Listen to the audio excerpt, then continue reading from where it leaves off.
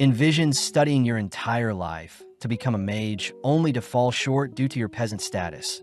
But having been slain and reincarnated, you're given the title of the seventh prince in a prestigious royal family.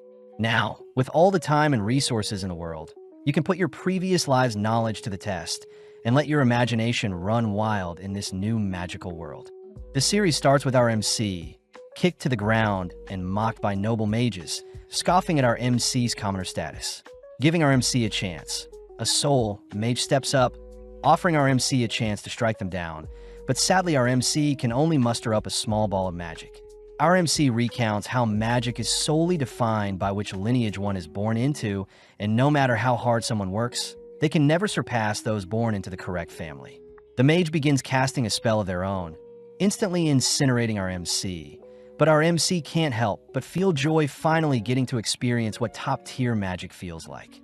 As a final wish, our MC wishes to be given more time to learn magic. But as his body finally disperses, our MC wakes up in front of several maids, all adoring him. Quickly preparing a spell to defend himself, our MC blasts a massive hole in the castle he's in, all whilst the townsfolk celebrate the birth of the seventh prince of the Saloon Kingdom. Hence our MC's new name is Lloyd. Several years later, the maids of the castle look everywhere for Lloyd, but Lloyd is clearly avoiding any attention, running into several guards only to ask them to keep his current location a secret. As Lloyd runs off, the guards wonder if they should grow closer to Lloyd, remembering how Lloyd is the seventh born in their family, so Lloyd most likely won't inherit the throne. Apparently, shortly after Lloyd was born, he immediately began speaking, reading spell books, and even refusing breast milk, leading many to believe Lloyd was the reincarnation of William Bordeaux himself, the father of sorcery.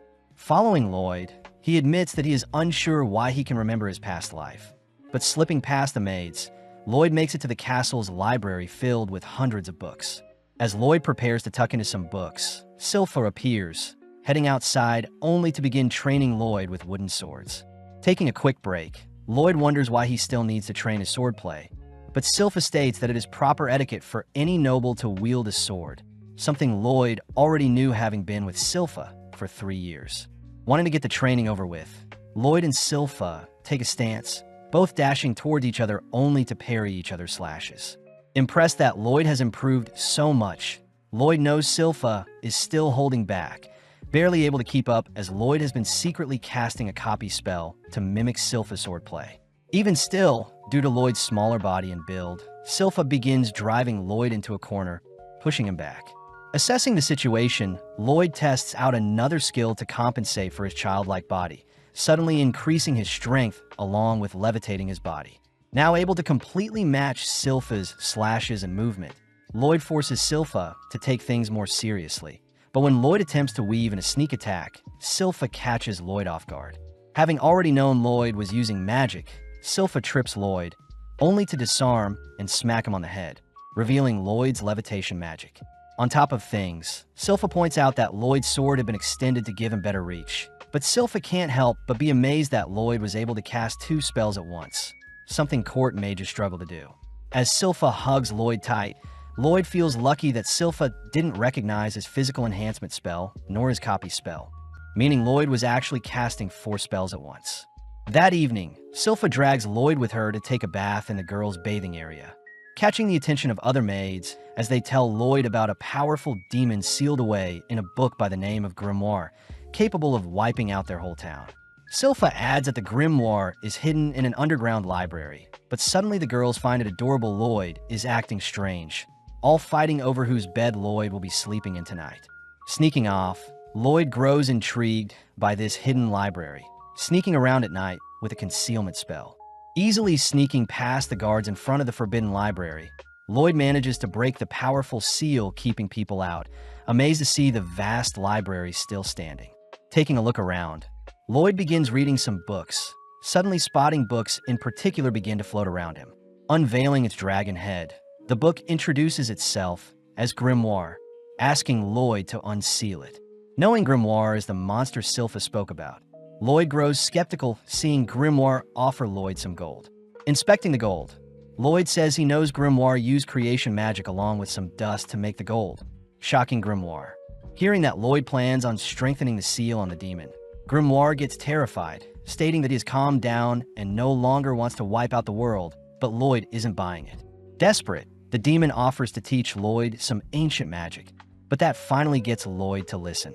Yearning to learn more, Lloyd instantly dispels Grimoire's current seal, surprising the demon as he fires off a devastating ancient spell at Lloyd, shredding the surrounding library. As the smoke clears, the demon is horrified to see Lloyd has erected a perfect barrier, a spell that consumes and nullifies Grimoire's volley of ancient spells. Getting hot and steamy, Lloyd reaches out to the remaining residue of ancient magic around his barrier, allowing the magic to tear away at his finger as Lloyd begs Grimoire to show him more. Pissed, Grimoire duplicates his head, beginning to cast a dual spell, but once again Lloyd's barrier perfectly blocks it. Inspecting the spell, Lloyd knows that such a spell can only be cast by demons with two mouths, but it's simply an advanced version of the same spell from earlier. Terrified at Lloyd's capabilities, Grimoire attempts to flee, but Lloyd has preemptively constructed barriers to keep anything else from being destroyed. Trapping the demon in one of his barriers, Lloyd lets loose a fire spell of his own, burning up the demon all whilst trapped in one of Lloyd's barriers. After a while, Lloyd realizes that Grimoire is still alive, asking Grimoire to wait as Lloyd reverts all the damage done to the library. Amazed by Lloyd's amazing feats, Grimoire decides to call Lloyd Master, but Lloyd is more curious as to why demons can't be slain with magic. Seeing as he is no match, Grimoire offers to be Lloyd's familiar, only to transform into a cuter form. Offering to sit inside Lloyd's pocket, Grimoire takes the chance to dive into Lloyd's mind, mortified by the dense mana a mere child has. Knowing that he stands no chance, Grimoire asks to be called Grim, choosing to obey Lloyd's every command for now. Several days later, a blonde boy suits up like normal, heading through the mansion only to enter the library. As Grim hides, Lloyd greets his big brother Albert, both heading outside to see Albert training. Casting a small spell, Albert knocks down his target flawlessly, something Lloyd expected since Albert is the second prince, both smart and physically capable. Seeing as Albert wants Lloyd to show off what he's got, Lloyd gladly obliges, but not wanting to draw too much attention, Lloyd states he'll only graze the targets. Firing off multiple spells, Lloyd successfully tricks the onlookers into believing Lloyd isn't as competent as Albert, but Lloyd is more curious about adding spin to each of his magic spells. With Albert briefly glaring at Lloyd, Albert asks that Lloyd use the training area as he likes, heading elsewhere with his party. Now alone, Lloyd gets excited, wanting to mimic Grim's dual incantation with two heads.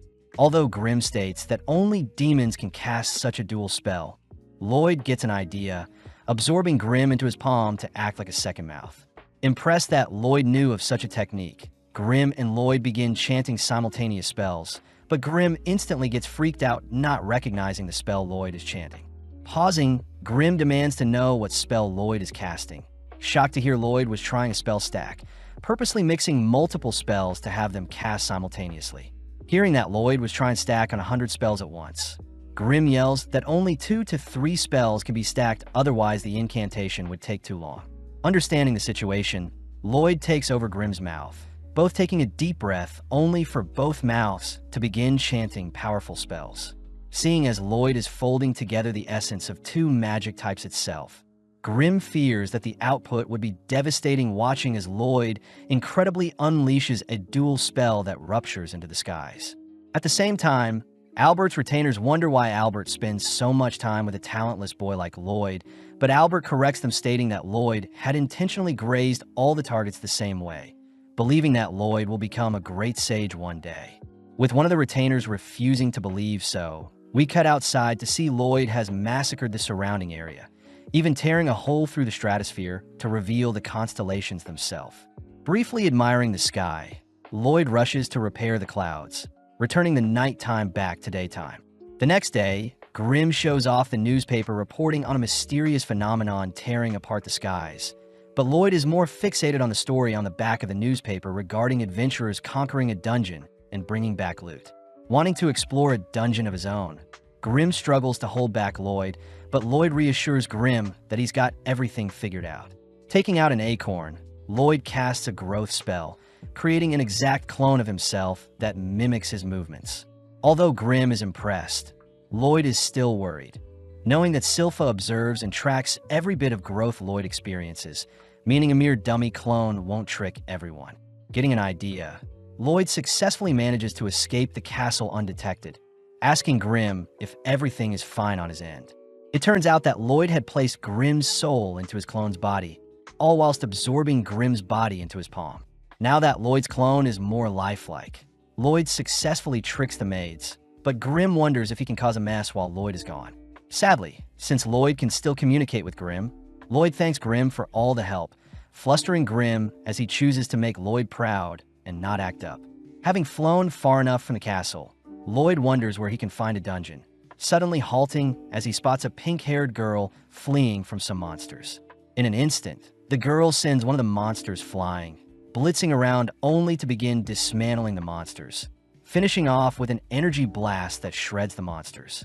Having witnessed everything, Lloyd recognizes the girl's techniques as a form of chi, something martial artists use.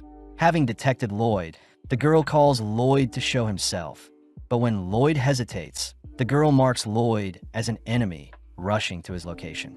Not wanting to unveil his identity as the seventh prince, Lloyd manages to come up with a disguise, created using Lloyd's current looks and Albert's physical structure. Lloyd takes on the name of Robert, learning the girl's name is Tao, but Tao is revealed to have fallen for Lloyd's disguise. Having been locked away due to her training, Tao states that she'll make Robert her boyfriend no matter what, agreeing to accompany Lloyd into a nearby dungeon, since she is a B-ranked adventurer. Upon entering the dungeon, Tao begins carving through the monsters to impress Lloyd, but sadly Lloyd is more interested in the shiny ores nearby. Venturing deeper, the two strike up a conversation, learning that Tao had been traveling alone for a while. Whipping up a quick meal, Lloyd asks about Tao's chi techniques, surprising Tao since chi is very similar to mana, as chi circulates based on breathing techniques. Tao takes the chance to flirt with Lloyd, but gets surprised seeing Lloyd beginning to breathe strangely, realizing that Lloyd is trying to mimic her chi breathing.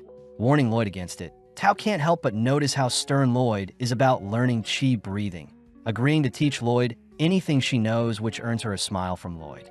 At the same time, Grimm can't help but giggle at how vast Lloyd's obsession with magic is, suddenly realizing that Silpha has appeared.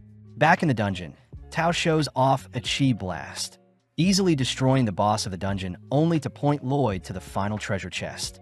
Lloyd grows curious as to the overall build of the treasure chest itself, something Tao finds adorable. But on top of things, Tao notices Lloyd's breathing has grown stable, celebrating as Tao has finally found a perfect match that her family has to approve of. Finally opening up the chest, a mysterious blade appears, cutting down on Tao, but Lloyd manages to read the attack, pulling Tao aside. As a pool of darkness spreads from the chest, a lich appears, exciting Lloyd as a more worthy dungeon boss has arrived. Exuding a cold aura, Tao begins to panic, asking Lloyd to leave the dungeon first. But when Lloyd refuses, Tao has no choice but to forcibly push Lloyd out of the dungeon. Evading the creature's strange magic, Tao states that a lich is a creature even A-ranked adventurers struggle with. Therefore, she plans on stalling the creature long enough for Lloyd to escape. Flying through the air, Lloyd is sad as he wanted to watch the lich in action, but erecting several barriers, Lloyd halts his movements. When Lloyd asks for Grimm's advice, Lloyd notices Grimm is barely responding, begging Lloyd to come home. At the same time, Tao grows more fatigued, looking for an opening to escape herself, but the lich suddenly speaks up, having identified Tao's chi technique. The lich scoffs at Tao's inferior technique to magic, annoying Tao as she states that Lloyd was the only person that thought of chi as interesting, unlike every magic user Tao ran into. Breathing in, Tao bolts forward, clashing into the lich's barrier, but having anticipated such a thing, Tao begins to fire off hundreds of punches, ultimately breaking a hole in the lich's barrier. Collapsing to the ground, Tao knows she has completely exhausted her energy, hopelessly watching as the lich appears behind her, mocking her pathetic attempt. Choosing to end the battle, the lich fires off another shard of magic, but Lloyd appears, nonchalantly blocking the spell along with reassuring Tao that he's here to help. Seeing as Lloyd needs to return home to Grimm quickly, both the lich and Lloyd begin chanting spells. But in an instant, Lloyd dashes behind the lich, a technique the lich doesn't recognize. Firing off a volley at Lloyd, The Lich watches as Lloyd begins stalling by erecting a barrier, but taking a deep breath, Lloyd combines a movement spell with his chi breathing technique. Dashing around the Lich, Lloyd notices the Lich firing more magic at his barrier, but Lloyd's barrier easily defends, giving Lloyd more time to perfect his breathing. Seeing as his own barrier is slowing him down, Lloyd shatters his own barrier, accelerating further, as he maneuvers around the dungeon, all whilst evading the Lich's magic. Finally condensing two techniques into one, Lloyd counters the Lich's magic with a technique he just created, firing off hundreds of slashes, all whilst tuning the spell's speed and sharpness. Terrified to see a mage using chi, the Lich attempts to hold on, but seeing Lloyd's technique shredding his spells, the Lich is forced to project a barrier, but Lloyd's technique cuts clean through both the barrier and the Lich itself. Dazzled by Lloyd's show of strength, Tao and Lloyd finally claim the dungeon's treasure, disappointed to see a mere rusty blade infused with mana as their reward. Out of nowhere, the dungeon begins to crumble, beginning to retract the treasure chest, leaving Lloyd and Tao to keep the old blade only.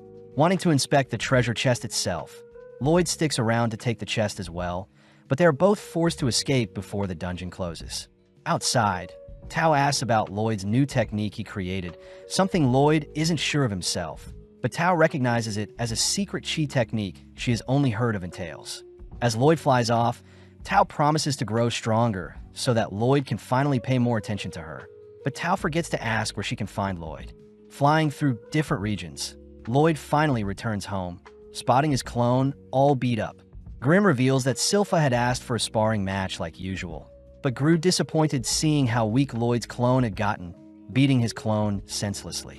Showing off the dungeon's knife to Grimm, Lloyd douses the knife with hot water, only to scrape off a layer of mana essence. Lloyd explains the mana essence is used to enchant any weapon, with the dungeon blade in particular being enchanted with a power booster. Placing the mana essence into a flask with water, Lloyd shakes up the flask, only to cast a purification spell in order to extract the ingredients of the mana essence. Revealed to be a mixture of oil, silver, and hematite, Grimm recognizes the ingredients as materials from a monster core, giving Lloyd the idea to create more essence since he had retrieved the dungeon's core in the form of the treasure chest. Needing silver, Lloyd rushes to ask his father, King Charles, for a bag of silver coins, only to begin melting the silver down. Next, Lloyd spars with Silpha for a wager, managing to catch Silpha off guard with a sneak attack combined with some magic, but Silpha had reacted fast enough, appearing from one of Lloyd's creations, only to defeat Lloyd. Even after losing, Silpha agrees to give Lloyd the jar of oil he had asked for, scaring Grimm as Silpha was even able to defeat Lloyd with her pure swordsmanship skills alone. With all the ingredients needed, Grimm and Lloyd complete the mana essence, rushing to Albert to ask for a weapon to enchant. Seeing as his adorable Lloyd is requesting something of him, Albert asks for his knights to hand over their weapons, all immediately offering Lloyd all their weapons to enchant. The knights know that enchanting weapons usually go horribly, all bidding their precious swords goodbye as they have no faith in the 10-year-old Lloyd to enchant their weapons. But having heard all of the knights mocking his master, Grimm gets fired up to prove the knights wrong. As Lloyd begins layering on 2 to 3 enchantments, Lloyd unfortunately shatters the first blade, being too weak to withstand Lloyd's enchantments. Soldiering on, Lloyd works through the night, only to report to Albert that he managed to enchant 50 out of 120 swords, frightening Albert as even the greatest enchanter has only a 10% success rate. Inspecting the blades, one of the knights refuses to believe Lloyd enchanted the blades, but when the knight goes to sheath his blade, his holster is suddenly cut into 2 by the newly enchanted sword. Spotting a glowing blade in particular, Albert is mesmerized by the enchantments, offering Lloyd to join him on a monster hunt given by their father. Heading out of town early the next day, Lloyd accompanies Albert and Silpha, all heading towards a forest via carriage. Lloyd asks where the monsters they are hunting will be, excited to hear the monsters reside near a lake, especially since Lloyd can see how strong his enchanted blades are. As Silpha admires Lloyd's adorable expressions, Albert can't help but tease Silpha for clinging on to Lloyd too much, but Albert is silent seeing Silpha draw her sword. Just then, Silpha detects creatures approaching, spotting that the monsters are all wielding steel equipment. Pumped up, The knights protecting Lloyd and Albert all rush into formations, ready to test out their new enchanted gear. All whilst Grim spots Lloyd using a cheap breathing technique to detect all objects in his surroundings. Plus, Lloyd always has his barrier spell ready to protect himself. Seeing the knights engage the monster, the knights flawlessly cut through the creatures, all thanks to Lloyd's enchantments. Praising Lloyd, Albert declares that Lloyd truly is a prodigy, but they both suddenly spot a monster rushing them. Before the two can react, Tao appears, dispatching the creature. Having sensed a cute guy nearby, Tao had rushed over, crouching beside Lloyd only to realize Lloyd is using a cheap breathing technique. Plus, Lloyd looks very similar to Robert. As Tao senses another monster attacking from behind, Silpha is forced to save her, demanding that Tao step away from her precious Lloyd. Stopping the girls from fighting, Albert asks Tao to accompany them, all setting up camp for the night near a lake. Thanking Tao for escorting them, Tao points out how although Albert is cute, Albert wasn't the cute guy she was detecting. Hiding from Tao, Lloyd realizes it's his chi breathing that may blow his cover, choosing to lay low and hide in his tent for the rest of the night. But Lloyd suddenly realizes that Silpha was changing in his tent. Demanding to know why Silpha is sharing a room with him, Silpha states that she is the only person that can protect Lloyd, trapping Lloyd between her thighs. Entering the tent, Tao is flustered seeing Silpha pinning Lloyd down with her body, swiftly evading a dagger thrown by Silpha. As the girls begin to bicker and argue, Lloyd manages to sneak away, but Albert teases Lloyd for attracting so many girls. Albert points out how Silpha has changed a lot ever since she started looking after Lloyd, shaking as he remembers something. But at the same time, Silpha and Tao beat up the knights watching them arguing. As Silpha puts on some clothes, Tao says she has been hired to fix up a nearby shrine, but before Tao can leave, a monster appears smashing up a portion of the campsite. As everyone prepares to engage the creature, they all recognize it to be a bear wolf, but as the knights begin attacking the creature, Grim is seen acting weird due to the broken shrine nearby. As Tao distracts the creature, she buys enough time for Albert to draw his sword, suddenly casting an infernal spell that incinerates the wolf in one shot. Surprising everyone, they all thank Lloyd for Albert's newly enchanted sword, but Grim finally remembers that the nearby shrine used to seal a powerful demon. As the smoke clears from Albert's explosion, the corpse of the wolf, along with various other monsters, suddenly appear, giving rise to Demon Pazuzu, who had been hiding in the wolf's mouth. Pissed that people are slaying its servants, Pazuzu has its monsters attack, but Albert soon realizes the monsters have insane regeneration. Lloyd asks if Grim and Pazuzu are friends, but Grim says they aren't, uttering that Pazuzu is puppeteering the monsters with its dense mana along with regenerating their wounds. Intrigued, Lloyd asks Grim to teach him the same mana transmutation technique as Pazuzu, but at the same time Pazuzu begins insulting the humans for losing slowly at the hands of his beast army. When Pazuzu begins to insult Lloyd, Silpha suddenly snaps, asking Lloyd to remain hiding. With Silpha's terrifying aura erupting, Silpha is offered a role to join Pazuzu's servants, but Silpha scoffs at the idea of serving a disgusting creature, declaring she'll slay Pazuzu. Giddy, Pazuzu reminds Silpha that the monsters will continue to heal as long as he channels mana into them. Seeing Silpha shake, Pazuzu suspects that Silpha is able to sense its vast mana pool, but Silpha instead mocks Pazuzu's stinky breath. Annoyed, Pazuzu rushes Silpha with his wolf servant, but in an instant Silpha severs the wolf's legs before it could do any harm. As Pazuzu begins to regenerate the wolf's legs, Albert and the others realize the monsters have stopped moving entirely, reasoning that Pazuzu can't control the creatures whilst it's prioritizing healing itself. Off to the side, Grim points out that transmuting mana is quite difficult since the mana needs to be correctly tuned to fit the intended target. Surprisingly, Lloyd manages to transmute a flower with his mana, even matching the color and scent of the flower. Out of nowhere, Silpha slams Pazuzu and his servant to the ground, picking up one of Lloyd's enchanted swords, admiring how finely enchanted the blade is, only to prepare to finish off the demon. Pazuzu is weirded out by how Silpha is acting, beginning to encircle Silpha, all whilst choosing to insult Lloyd in order to get Silpha to drop her guard. Seeing an opening, Pazuzu manages to clamp on his Silpha with his wolf servant. But Silpha has used the opportunity to get close to the demon, revealing her dual sword techniques that shreds the bear wolf along with Pazuzu's body from inside. Continuing to hack away at the demon, Silpha begins ramping up her speed to ensure Pazuzu is defeated. But Lloyd takes the chance to memorize Silpha's body shape with his new transmutation skill, all whilst Silpha coldly marches towards the demon, preparing to take its life. Glaring at the demon on its knees, Silpha watches as Albert and the others take down the remaining beasts, all staying vigilant until Silpha slays Pazuzu. Out of nowhere, a potent smog fills the air, bringing all the humans to their knees as Pazuzu seems to have evolved. Pazuzu states that he had escaped his 100-year seal, finally, annoyed that all his hard work nurturing his servants have all gone to waste. With a single slap, Pazuzu knocks Silpha back, all whilst Albert helplessly watches. As Silpha struggles to breathe, Pazuzu flies in for the final blow, but Tao intercepts the attack, revealed to be unaffected by the smog. Seeing Silpha finally collapsing due to Pazuzu's smog, Tao stays alert, barely able to detect Pazuzu appear behind her. As Tao throws out a kick, she ends up getting snatched up from the feet and punched, but Pazuzu wonders why Tao is unaffected by his smog. Seeing Tao breathing weirdly, Pazuzu realizes Tao is using a strange breathing technique, but forcing herself away from the demon. Tao is forced to kick and blast Pazuzu away, swiftly stabilizing her breathing, but suddenly realizes a monster has snuck up on her.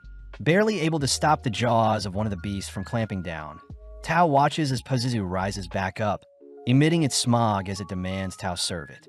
Seeing her life flash before her eyes, Tao manages to survive Pazuzu's aura, declaring that her savior will arrive soon. Having heard enough, Pazuzu's servant bites down on Tao, prompting Pazuzu to head over to retrieve Silpha's unconscious body. Declaring that he'll make Silpha his slave, Pazuzu reveals that he had slayed his servant's parents, only to have the monsters believe Pazuzu was their original parents. Something Lloyd states is terrible. Realizing that Lloyd is unaffected, Pazuzu demands to know who Lloyd is, spotting Grim, a fellow demon who is serving a mere child. Before Grim can warn Pazuzu of Lloyd's abilities, Pazuzu sends his servants to attack Lloyd, but seeing as this is the perfect chance, Lloyd begins transmuting his mana. Creating the picture of a field of flowers, Lloyd manages to calm the beasts, briefly cuddling with them only to retrieve the unconscious Tao, covering her up with his jacket. Impressed to see Lloyd as a competent mage, Pazuzu tries to order his servants around, but the beasts instead turn their fangs onto Pazuzu, tearing away at the demon that killed their parents. Having sustained a decent amount of damage, Pazuzu chooses to dispose of his own servants, slamming them together only to kick them to the ground. Seeing Pazuzu harming his own servants, Lloyd wonders why demons can't be defeated with magic. Something Grim mentions is probably since it's never been done before.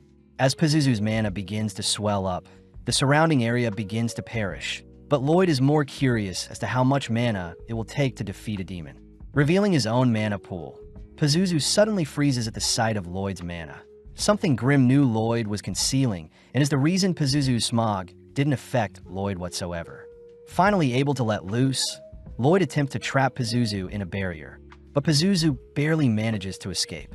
Realizing that Lloyd is attempting to cage him, Pazuzu attempts to flee, but Lloyd is dead set on trapping Pazuzu with his barriers. Floating all throughout the skies, Pazuzu continues to evade capture, all whilst Grim learns Lloyd is capable of casting 20 spells at once. But making use of Grim, Lloyd increases his spell output. Seeing as there are no escape routes in the skies to flee, Pazuzu dives into the sea, terrified to see Lloyd is still hunting him down in the water.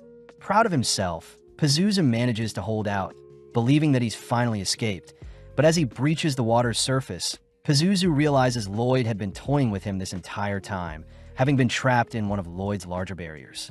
Attempting to find a way out of Lloyd's cage, Pazuzu refuses to be one of Lloyd's lab rats. But Lloyd is confused at how hypocritical Pazuzu is, seeing as Pazuzu had used his servants as lab rats. Seeing Lloyd prepare multiple spells, Pazuzu begins begging for his life. Making use of the strongest fire, wind, earth, and water spells, Lloyd forms a 100-length sequence incantation, boosting the spell's cast time by threefold, only to surround Pazuzu with his incantation. Unleashing his incantation, Lloyd proudly claims that he is currently casting 240 spells per minute, but not even 5 minutes later, Lloyd is forced to halt his incantation.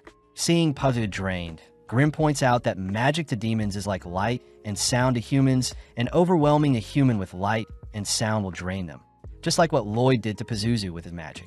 Seeing as Pazuzu has completely given up, Lloyd focuses on Albert and the others who have begun to wake up, rushing to their side to explain what transpired whilst they were asleep, all whilst Grimm and Pazuzu have a chat. Grimm advises that mages that have the most fun will ultimately live the longest, something Pazuzu also realizes as he finally passes away. Seeing the ashes of Pazuzu, Grimm takes the chance to absorb what remains, able to restore a fraction of his original form, what was lost. Back with Lloyd, Lloyd seems to have convinced everyone that a powerful mage by the name of Robert defeated the demon, exciting Tao as she demands to know where Robert is. As the gang return to report their hunt to the king scolds Albert for not being more prepared for the monster hunt, wondering where Robert and Tao are, wanting to reward them. Sadly, Albert reveals that Robert was never seen by anyone. As for Tao, she ran off in search of Robert. Changing topics, Albert asks for his father to consider Lloyd as a possible candidate for the throne, stating that Lloyd's genius with enchantments may prove fruitful for a ruler. Impressed to hear his seventh son is so gifted, the king asks if Lloyd would join his brothers to fight for the throne, but Lloyd flat out rejects the offer. Later that day, Lloyd is seen playing with a fluffy beowulf, having followed Lloyd home from the forest. Grimm begins to get jealous seeing how much Lloyd is admiring his new pet, choosing to fluff himself up to get Lloyd's attention. Seeing as Silpha is approaching, Lloyd quickly stuffs Grimm inside the beowulf's fur, only to tell Silpha that his new pet will be called Shiro. As Silpha and Lloyd brainstorm tricks they can teach to Shiro, Albert and the king both chat about Lloyd's future, both expecting great things from Lloyd. Getting to work, Lloyd manages to teach Shiro basic tricks, but wonders how he should train Shiro to execute more tougher actions. Having tried to infuse his mana with more specific commands, Shiro unfortunately isn't able to understand Lloyd's complex task, prompting Lloyd and Silpha to wonder if there is a monster expert that can help. With them both suddenly remembering Princess Elise, they all head over to her garden tower. Grimm learns that Elise is the 6th princess of Saloon, being Lloyd's older sister by 3 years. Out of nowhere, Elise pounces on Lloyd, wrestling him only to give him a greeting smooch. Seeing Lloyd knocked out, Eris, Elise's maid, reprimands Elise for going too far with Lloyd. Turning to see Shiro, Elise can't help but cuddle with the adorable creature, but seeing this, Lloyd asks if Elise can show off one of her own monsters. Out of nowhere, a lesser Fenrir appears, snatching away Silpha's headband. Lloyd is shocked, seeing as the monster slipped past his detection. Lloyd is intrigued as to what command Elise gave to the Fenrir in order to have it time its approach. Asking for Elise to teach him all she knows, Elise gladly obliges, revealing that a deep bond with any animal will involve lots of love. Demonstrating her powers, Elise calls for the animals to surround her, stating that love is a technique anyone can learn. With Elise sending her animals to tease Silpha and Eris, they all suddenly spot Lloyd is calmly taming some animals of his own. Having not considered using love before, Lloyd begins to think of how he should love Shiro. All while Silpha dreams of the day, Lloyd shows affection for her. Reconstructing Elise's taming technique, Lloyd notices that Elise had channeled mana into her animals via her head, allowing her to communicate with nothing but thoughts.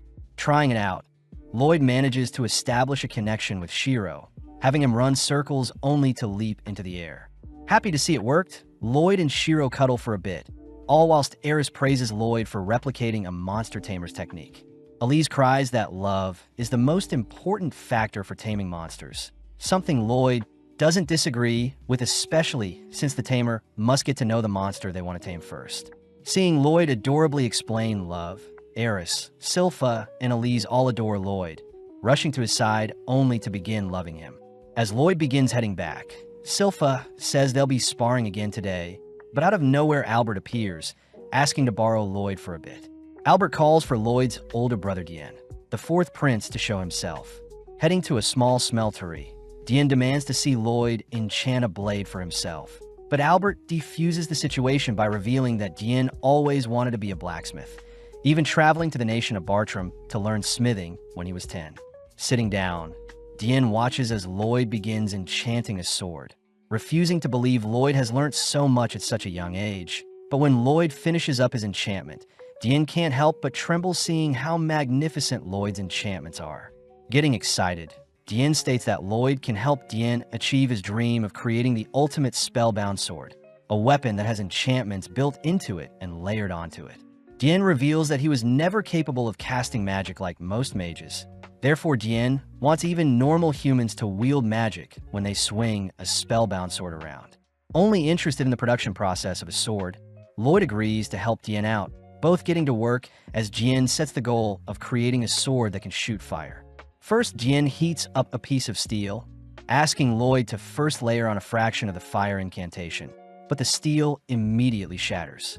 As Lloyd attempts a weaker enchantment, Diane can't help but notice Silpha and Shiro interested, having Silpha help out with hammering the steel, but sadly Lloyd's powerful enchantments are still too strong for the piece of steel.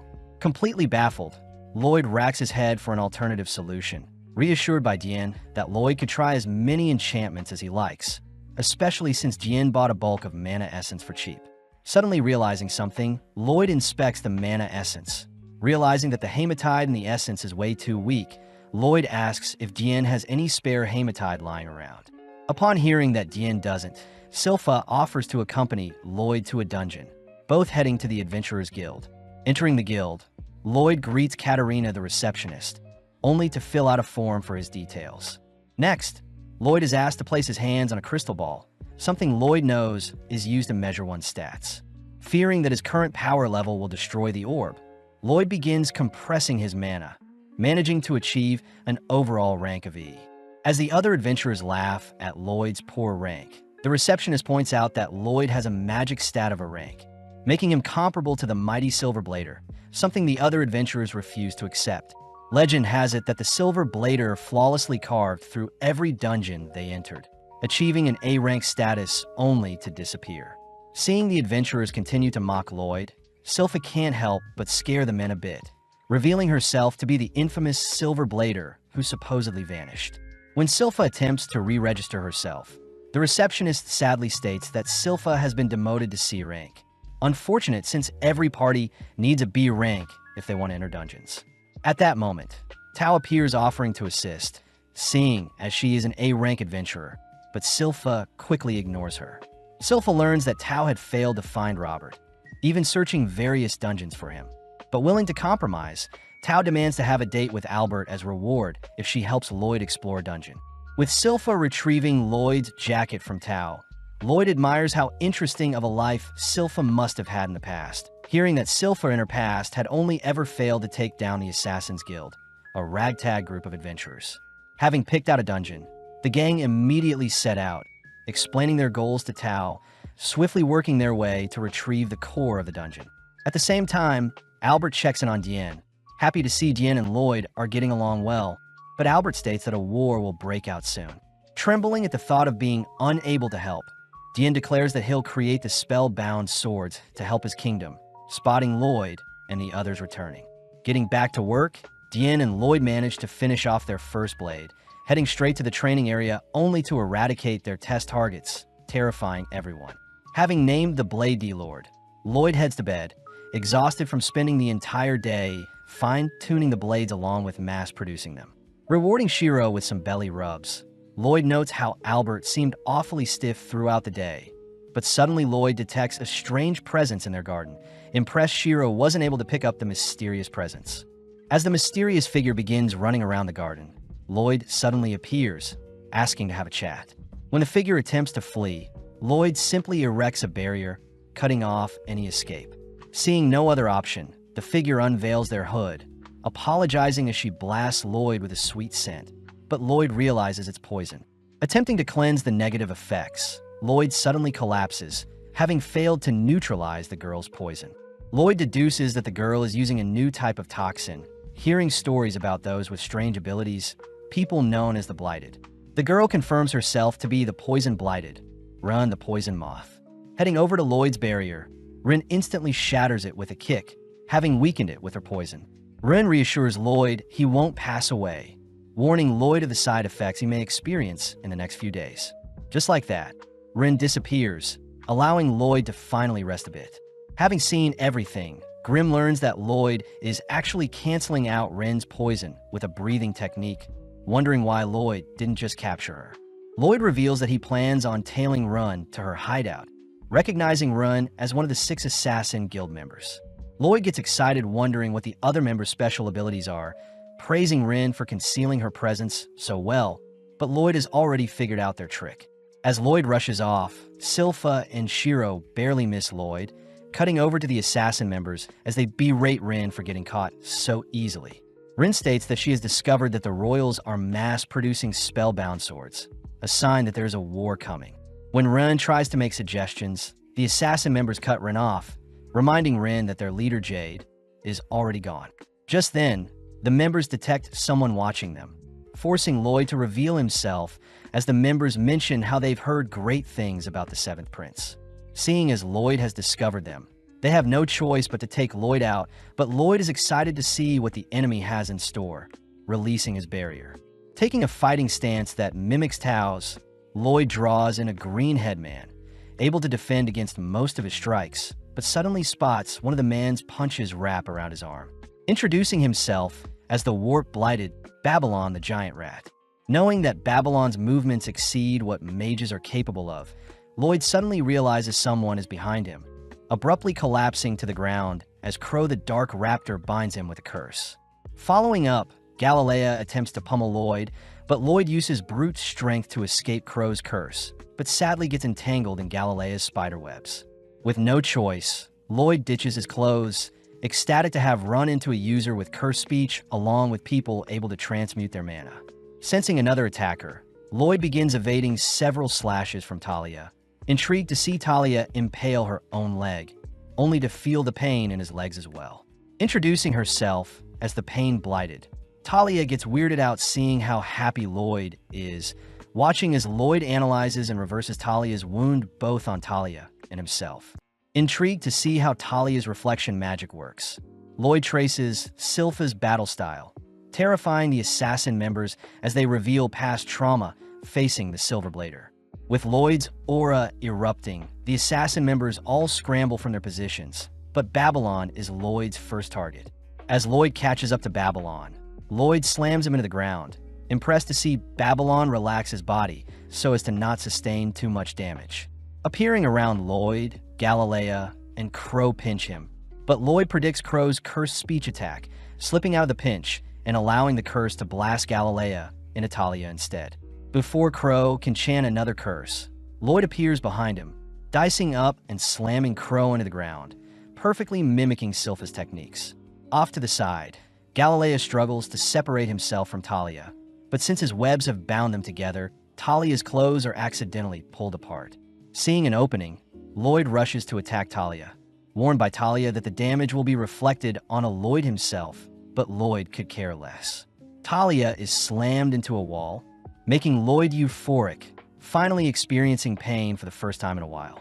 Seeing as Galilea has managed to sneak up behind Lloyd, Lloyd employs Tao's martial arts, blasting Galilea into a nearby wall as well, terrifying Rin. Before Lloyd can engage onto Run, Galilea asks for Lloyd to leave Rin alone, revealing that Run is unable to control her toxins. Lloyd suddenly realizes that all the assassin members aren't really good at controlling their powers, watching as Galilea rushes him. But Lloyd suddenly hits Galilea with a special attack. Pissed, Rin throws a kick whilst releasing her toxins, but Lloyd simply blocks it with his barrier, asking Run to calm down. Right on cue, Galilea utters that he is fine. Lloyd states he has engraved Galilea's curse directly into their body, giving him more control of their curses, bringing Galilea into tears. Applying the same trick onto the others, the members begin to celebrate, finally able to toggle their powers on and off. Off to the side, Rin is seen holding back her tears, finally able to wear whatever she likes without accidentally releasing her poison. Seeing the others taking care of Lloyd, Rin reminds everyone that Lloyd and his family are producing weapons to spark a war, but Grim brushes them off as mere rumors. Before Grim and Rin can bicker some more, the others mention how they should at least tell Lloyd about their past, revealing that they have a leader by the name of Jade, known as the Phantom Blighted and has the ability to teleport.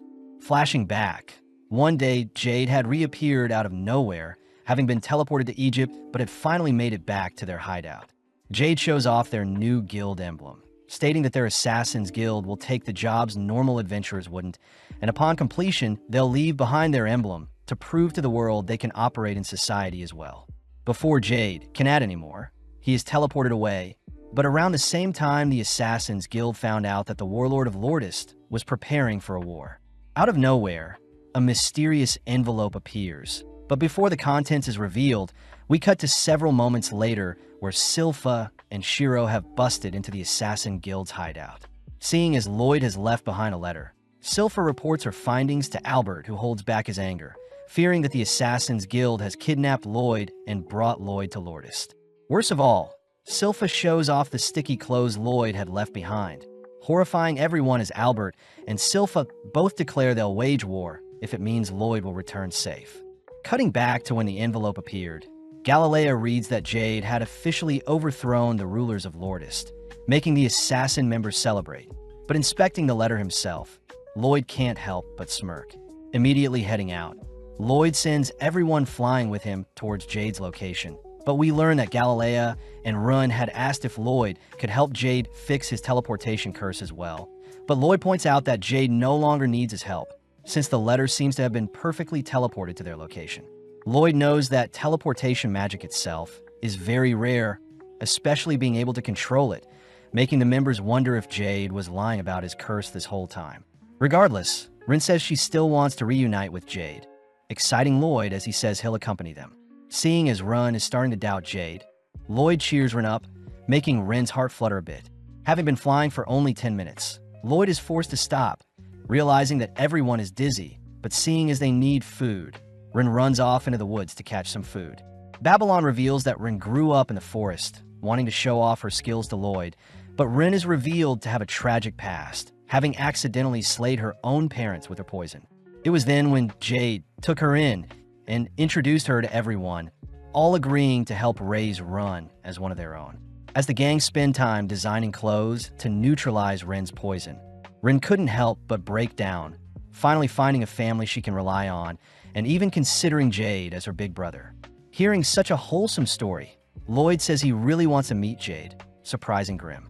Right on cue, Rin returns, whipping up a dense stew, terrifying everyone as they wonder if a prince like Lloyd should be fed such a food item.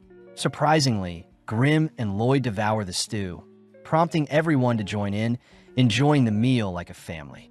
Flashing back, there was a day when Jade had announced their guild members were all getting bounties, exciting everyone as they're finally being recognized as actual people. Seeing everyone celebrating, Jade reveals that he is actually the third prince to the Lordist family, adding that his family are diabolical people who all fiend for war. Jade mentions how he had planned to use the Assassin's Guild as a tool to stop his family from inciting war, but seeing as his members are all calm, Jade wonders why they're not angry at him. The members all remind Jade that they all have hidden pasts as well, therefore they don't really care what Jade's intentions are, as long as Jade remains a family member with everyone. Impressed to hear his guild members are willing to commit crimes for him, Jade states that he must claim the throne by himself, not wanting his assassin members to have to dirty their hands. Jade admits that he may never return, but he promises he'll one day claim the throne for himself and finally grant all outcasts a place to stay. Walking the final steps towards Jade's manor, the gang point out how adorable Lloyd is when he is asleep, all reasoning they should go on ahead and leave Lloyd behind, not wanting Lloyd to get caught up in their own personal drama with Jade. Hearing this, Grim offers to accompany them, knowing that Lloyd can easily fend for himself. Upon climbing the castle walls, the gang are surprised to see a party set up for them, just like what Jade had promised in the letter. Before the gang can head back and retrieve Lloyd, they're interrupted by an egg-shaped looking man, inviting them all into the courtyard where they're officially welcomed as the guest of honor. With everyone in disbelief, Rin hugs Grim tight, getting nervous to reunite with Jade. Finally, Jade appears nonchalantly, annoying everyone as they watch Jade switch clothing, relieved to see Jade is the same as usual. Pushed forward, Rin struggles to express all the emotions bottled in her head, but seeing as everything is fine, Grim begins flying back to Lloyd. Out of nowhere, the surrounding attendees transform, all whilst Jade orders everyone to bow down, terrifying the assassin members as they wonder how Jade has Crow's cursed speech. Not to mention it's way more powerful. When Rin demands to know what is happening, Jade simply offers the assassin members to the other attendees, allowing the attendees to do what they please with the assassin members. Blasting Jade with a beam, Grim cries for everyone to run, but before Grim can do anything else, Jade teleports behind him, kicking and blowing Grim away. As Jade changes his clothing, we cut to Lloyd, who has finally awoken, spotting a beaten-up Grim beside him. Grim struggles to explain the situation to Lloyd, all whilst the assassin members realize the attendees before them are actually demons from the Netherworld. Appearing beside the members, Jade reveals that he too is being controlled by a demon, Geesarm, the catastrophe from the Netherworld. Geesarm reveals that Jade is no longer alive, having struggled to hold on, but eventually Jade was forced to relinquish his body. Hearing all of this, the assassin members get pissed, preparing to unleash on a Geesarm. But Geesarm continues to reveal all the torture methods he performed on Jade in order to ensure Jade's mind would never recover. As the demons begin begging for a body of their own to inhabit, Geesarm warns his minions that Ren's body is quite poisonous. But Geesarm suddenly notices a strange marking on Ren's body. Unable to recognize the spell from Jade's memories alone, Geesarm uses his cursed speech, demanding Ren explain where she got the marking, but Ren bites her tongue to silence herself. With Geesarm cursing Ren to sell out the person that placed the spell on her, Ren fights for dear life, suddenly watching as Lloyd's barriers surround all the assassin members, only for an incineration ray to light up the surroundings. With the ray tearing a massive hole in the castle's courtyard, the assassin members look into the skies, only to spot Lloyd triumphantly appear to even out the playing field. Having scared the demons back into their bodies, Lloyd checks on the others, only to choose to heal Ren's tongue. Lloyd starts by ordering the assassin members to run, knowing that Geesarm is solely after their bodies. As the demons wonder if their master had been killed, Geesarm nonchalantly teleports behind them, ordering his minions to chase after the assassin members, but Lloyd simply blasts the demons to stall them. As two demons appear beside Lloyd, Lloyd continues to monitor Geesarm's every move, watching as Geesarm speaks a death curse that weaves through Lloyd's barrier. Seeing as it's best to dodge, Lloyd analyzes the curse, noting how the curse causes cardiac arrest and slays the target struck by the curse. Grim advises Lloyd to flee, seeing as Geesarm's cursed speech is a form of transmuted mana, a complete counter to Lloyd's mana barrier, as the mana barrier can only block spells created from mana. But seeing as transmuted mana is a different form, Lloyd's barrier won't be able to block Geesarm's attacks. Grim also points out Geesarm's mana is quite vast, being a completely ascended being, explaining that demon servants are ranked 10th amongst demons. Demon Pazuzu was ranked 8th. Grim himself is ranked 3rd, but Geesarm is a demon lord, placing himself above rank 1 and considered the pinnacle of all demon kind, being able to take on even 100 rank 1 demons alone. Seeing as Geesarm is the real deal, Grim advises Lloyd to flee, but Lloyd chooses to introduce himself to Geesarm. Geesarm remembers Jade's memories had once mentioned Lloyd the 7th Prince, but regardless, they both prepare to enjoy the oncoming battle. Grim continues to beg Lloyd to flee, stating that any mana attack will barely scratch a behemoth like Geesarm. But making the first move, Geesarm fires off a small projectile, instantly shattering 2 layers of Lloyd's barrier. Geesarm grows excited, choosing to fire off a volley of spears that chase Lloyd throughout the castle. As he racks his brain for a solution, Geesarm suddenly appears above him, kicking Lloyd towards his volley of spears. But barely thinking quick enough, Lloyd conjures a stone golem to tank the volley of spears. At the same time, the demons finally catch up to the assassin members, all watching as Babylon scales the castle walls to open the castle gates. Back with Lloyd, Geesarm praises Lloyd for surviving the first wave, beginning to make fun of how weak blighted humans are, to have been born with such immense power but to never know how to control them. Geesarm mentions how Jade's teleportation powers called to him, wondering why blighted humans struggle to live amongst humans when they can offer up their bodies to demons who can make full use of blighted cursed bodies.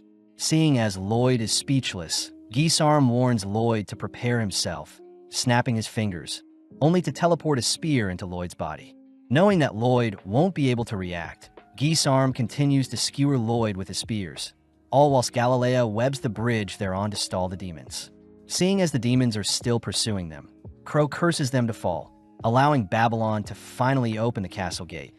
But seeing as the demons have broken free from the webbing and curse, Talia steps up. Placing the demons in her sight, Talia slashes her own leg, ordering the others to leave without her. Seeing the demons regenerating, Talia simply continues to hack away at her own body, stalling the demons for the others to flee, but unable to leave his family behind. Galilea chooses to shove Crow and run through the gate, closing the gate behind him only to join Talia. Galilea promises to remain by Talia's side all the way to the very end, giving Talia enough courage to sacrifice her life if it means the demons will disappear as well. Seeing the demons attempting to stop her, Galilea holds them off with his web. Watching as Talia cries out, imagining how much pain Jade must have gone through whilst trying to stop Geesearm from invading his mind. As Rin begs for everything to return back to normal, Talia pulls the trigger, all whilst Geesearm mocks Jade's memories of wanting to live peacefully with his friends. Turning to check on Lloyd's skewered corpse, Geesearm realizes he had attacked a stone statue instead, watching as Lloyd appears with a blade aimed at his neck. Nonchalantly teleporting away, Geesearm is amazed to see Lloyd is still standing, but gets thrown off hearing Lloyd wants to move their fight elsewhere. Right on cue, a swarm of fire arrows lay waste to the demons, rescuing Talia and Galilea. As the castle gate is shredded, Albert and the others triumphantly appear, declaring that they'll save Lloyd no matter what. Flashing back, we see Silpha training with her sword, easily carving through training dolls. Unfortunately, the blades Silpha wields bends before she can unleash her full strength, curious as to whether a demon may be able to draw out her full strength. Seeing Albert and the gang have arrived, Ren and the others grow excited, but suddenly Silpha and Albert turn their attention to the assassin members. Demanding to know where Lloyd is, Silpha states she'll decapitate an assassin member for every minute they keep silent, prompting Ren to reveal that Lloyd is fighting someone in the castle. Before Ren can explain who, Babylon reminds Ren that Lloyd wants to keep his powers a secret from his family. So Ren corrects herself, uttering that Lloyd is simply fighting with a very weak person in the castle. Seeing as it's an obvious lie, Silpha prepares to decapitate Ren, but Albert wonders if they should start with an adult first. Seeing as no one believes them, Ren cries that Lloyd is fighting to avenge Jade, one of their family members, but right then a demon rushes Ren. Luckily, Elise and her Fenrir gobbles up the demon, confirming that Ren is indeed telling the truth. Satisfied for now, Albert orders Silpha to go on ahead and support Lloyd, but Ren chooses to cling onto Silpha, refusing to allow Lloyd's true powers to be exposed. Out of nowhere, a volley of spears destroy the bridge the gang are standing on, forcing the demons to swim to land, but the gang realize the demons are trying to trap them from behind.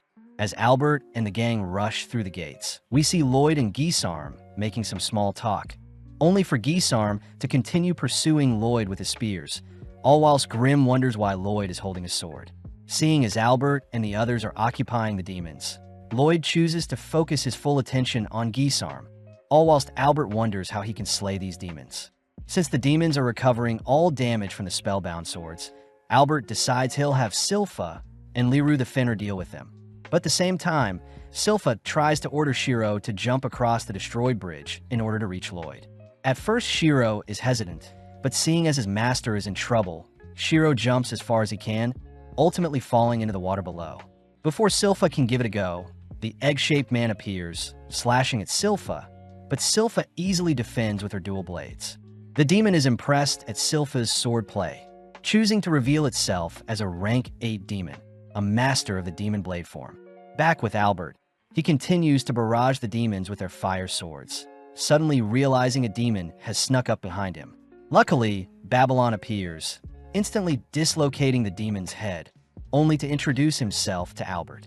Albert wonders how Babylon can slay the demons so easily, but Babylon reveals that Albert resembles Jade, adding that the demons have robbed the humans of their bodies, meaning the best thing they can do is put their bodies to rest. Respecting Babylon's words, Albert finally unsheathes his magic sword, sympathizing to those who had their bodies stolen, only to release a destructive fire spell that covers the demons in flames. At the same time, Silpha and the egg-shaped demon equally match each other's moves, both unleashing devastating moves that cancel each other out, all whilst the assassin members watch in awe.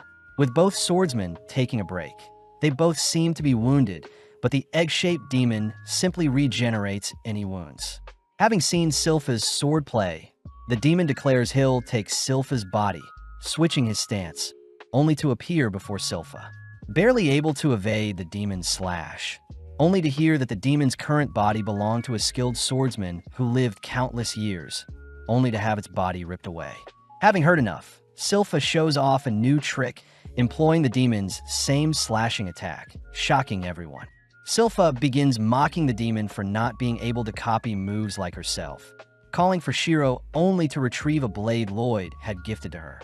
Cutting back to when Silpha was training, Lloyd had surprised Silpha with a sword, mentioning how the blade is designed to withstand all of Silpha's might. Lloyd states that since demons still rely on a body to exist, a sword that slays the demon's body will still kill the demon.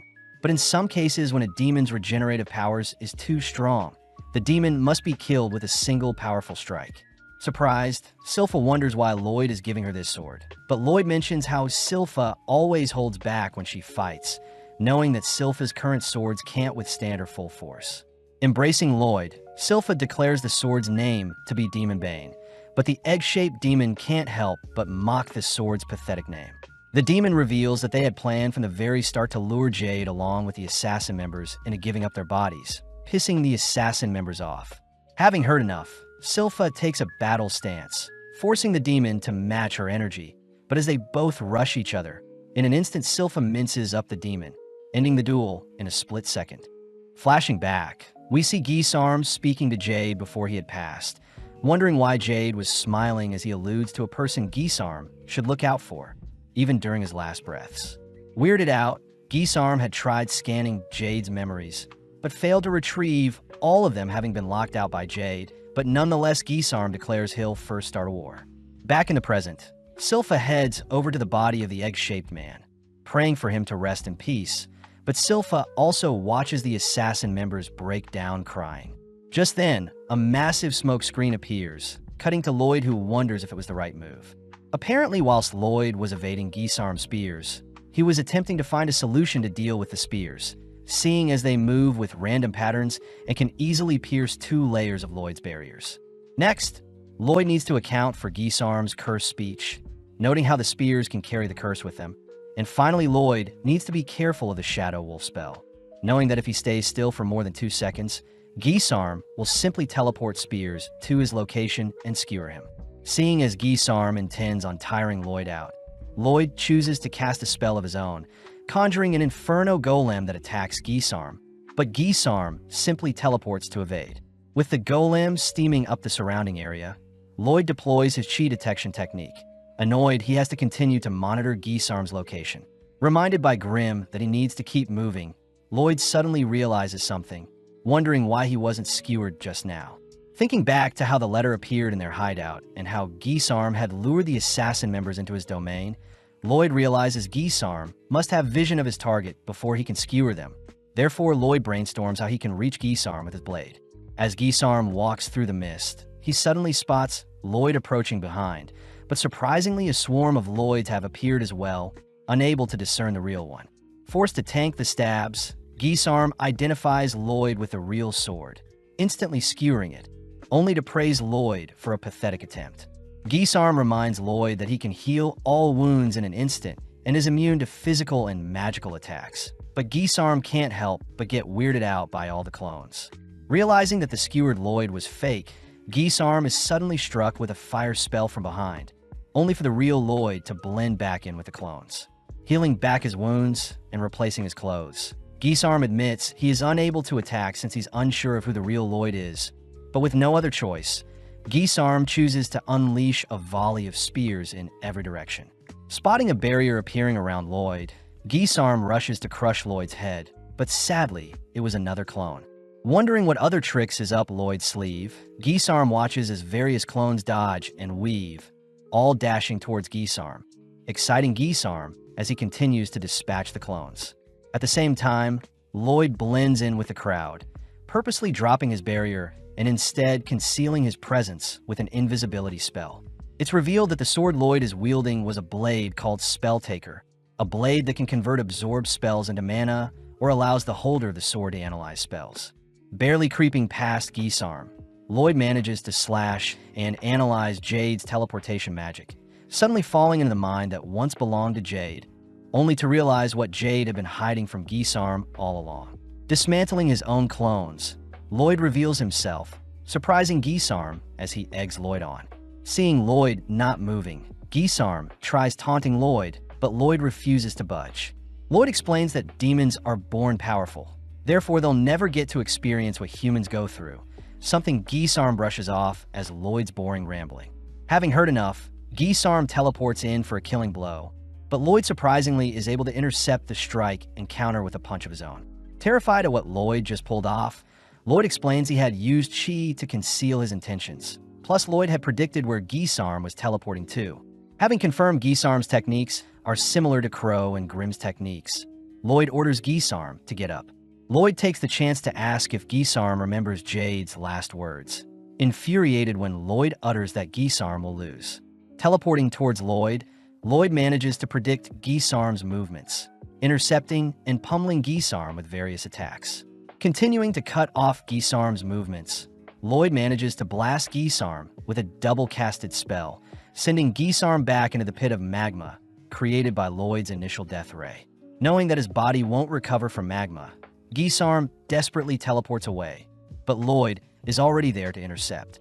Lloyd begins remembering back on the times he spent learning magic, reminiscing on kind, scary, and fun people he met along the way. Seeing Gisarm speechless, Lloyd orders that Gisarm try something new, but seeing as Lloyd wants to see his full power, Gisarm reveals his trump card. Gathering all the mana in the surrounding area, Gisarm reveals his mortal dark sphere, encouraging Lloyd to attempt to block it. As Gisarm releases the catastrophic spell onto Lloyd, Lloyd nonchalantly erases it with a wave of his palm, revealing that the spatial class spell, Void, is a similar variation of Gisarm's trump card. When Lloyd had first learned of such a spell, he had experimented with the Void spell in different ways. One way included colliding two voids together, a phenomena that causes both colliding voids to cancel out. Hearing all of this, Gisarm refuses to accept a mere child is capable of demonic-level magic, blinking behind Lloyd only to grab a hold of him. In that moment, Lloyd gives Gisarm a taste of his true mana, mortifying Gisarm and Grimm as they stare off into Lloyd's limitless mana pool. Retaliating with Void spells of his own, Lloyd fires them off to hunt down Gisarm, all while Shiro, Liru, and Silpha begin dismantling the remaining demons. Silpha notices that the demons are moving slower than usual, suddenly spotting Rin infecting the demons with her poison. As Albert struggles to see past the mist, he wonders why the sun hasn't risen yet, cutting to Gisarm, who is being absorbed by Lloyd's Void spell. Struggling to break free, Gisarm attempts to leave the body behind, but as Jade's body clamps onto Gisarm's demon form, Gisarm realizes there is no escape, desperately impersonating Jade only to beg for his life. Disgusted by Gisarm's pathetic pleas, Lloyd conjures another void to pinch and crush Gisarm, all hearing Gisarm's frustrated cries for help. As Gisarm's presence is completely erased between the two voids that decimate each other, the dark clouds disperse to reveal the long-awaited sunrise, but Lloyd catches a glimpse of what remains from Jade. Flashing back, Jade had once told his guild about the rumors surrounding Lloyd the Seventh Prince, speculating that the Seventh Prince was a prodigy and may be able to lift the curses on the Blighted. With her realizing that Jade's speculations were correct, we cut to later that day, where Lloyd is seen helping set up a burial for the deceased. Grimm is curious as to how Lloyd ended up predicting Gisarm's movements, but Lloyd states that after analyzing Jade's teleportation, it was quite easy to calculate an endpoint for each teleportation. Grimm is amazed Lloyd won the battle so easily, but Lloyd reveals that Gisarm wasn't to be toyed with, as it was ultimately Jade who had deciphered the teleportation spell before he passed, explaining why Jade had warned Gisarm along with the reason why he was smiling before he had passed. All Jade had to do after was to simply wait for the day someone would dive into his memories and make use of the spell's weakness to finish of Gisarm. With Rin secretly listening in to Lloyd and Grimm's conversation, she prepares to thank Lloyd for all he's done, but Albert suddenly appears. Approaching Lloyd, Albert asks if Jade was behind everything, having heard that Lloyd was simply dragged along with the assassin members. Before Lloyd can confirm such a thing, Albert states that the assassin members have been restrained, since they are still criminals who had kidnapped Lloyd, but Albert does utter that their punishment for such a crime will be to serve Lloyd for the rest of their lives. Raising his sword to Lloyd's neck, Albert reminds Lloyd that the assassin members are now an extension of Lloyd and also their family of Saloon. Albert demands to know if Lloyd understands the brevity of such a responsibility, surprising everyone when Lloyd utters he'll uphold their family name to ensure his new retainers are well trained. Satisfied, Albert kneels down, reassuring Lloyd it's okay to ask for help when he needs it. Seeing as everything is settled, Albert takes the chance to give Lloyd a big hug, all whilst Tao arrives, having heard that Lloyd was in trouble. Realizing that she was too late, Tao begins to leave, all whilst Albert chases after her to thank her for fighting off Pazu. With the assassin members being set free, everyone sits down for a tea party. But seeing everyone so stiff, Albert breaks the tension by allowing the assassin members to send Jade off with their own type of celebration. Finally letting loose, both Crow and Tao mourn at the passing of Jade, all whilst Talia attempts to seduce Albert. Brushing off Talia's advance, Albert demands to know all the details behind Lloyd's sticky clothing, all whilst the girls enjoy a refreshing bath. Rin takes the chance to ask Silpha if she can serve Lloyd as well, but Silpha calls for Lloyd to appear, flustering Rin as Lloyd nonchalantly allows it. Hearing Rin continue to doubt herself, Lloyd advises that Rin change her attitude first, reassuring Rin that she'll be accepted no matter who she was in the past, bringing Rin to tears. The season ends with Rin starting her first day as Lloyd's new maid, helping Silpha dress up Lloyd, only for Lloyd to report his adventures to the king, spending the remainder of his free time studying up on some more magic. Continuing from the previous season, we follow Rin entering Lloyd's room to tell him about breakfast. But as Rin greets Shiro and Grim, she is suddenly frightened hearing Lloyd's voice. Lloyd announces that he had perfected the mana block Rin used to conceal her presence, a feat that makes Rin speechless, but she suddenly apologizes, seeing as she was too casual with Lloyd. Lloyd says it's been a couple of days since Rin has been a maid, hearing that she is still struggling with the basic manners and chores she must perform, but regardless, Rin promises to serve Lloyd well. Lloyd says Rin can speak to him casually when they're alone, but Silpha appears, declaring that Rin must not address Lloyd casually no matter what. Lloyd is happy to see Rin is fitting in quite well, but as we cut to later that day, we see that the Lordist Kingdom is undergoing repairs. Lloyd is seen testing out the spring web floors Galilea had installed, all still shocked that Galilea had been elected governor of Lordist Island. But Lloyd reveals he had personally recommended Galilea. Lloyd wants Galilea to make the island a safe haven for those that are blighted, something Galilea promises he'll do in order to carry on Jade's legacy. But the gang wonder if they could create a barrier to protect their island. Grim says they should use divine sorcery, horrifying the others as they realize Grim is a demon.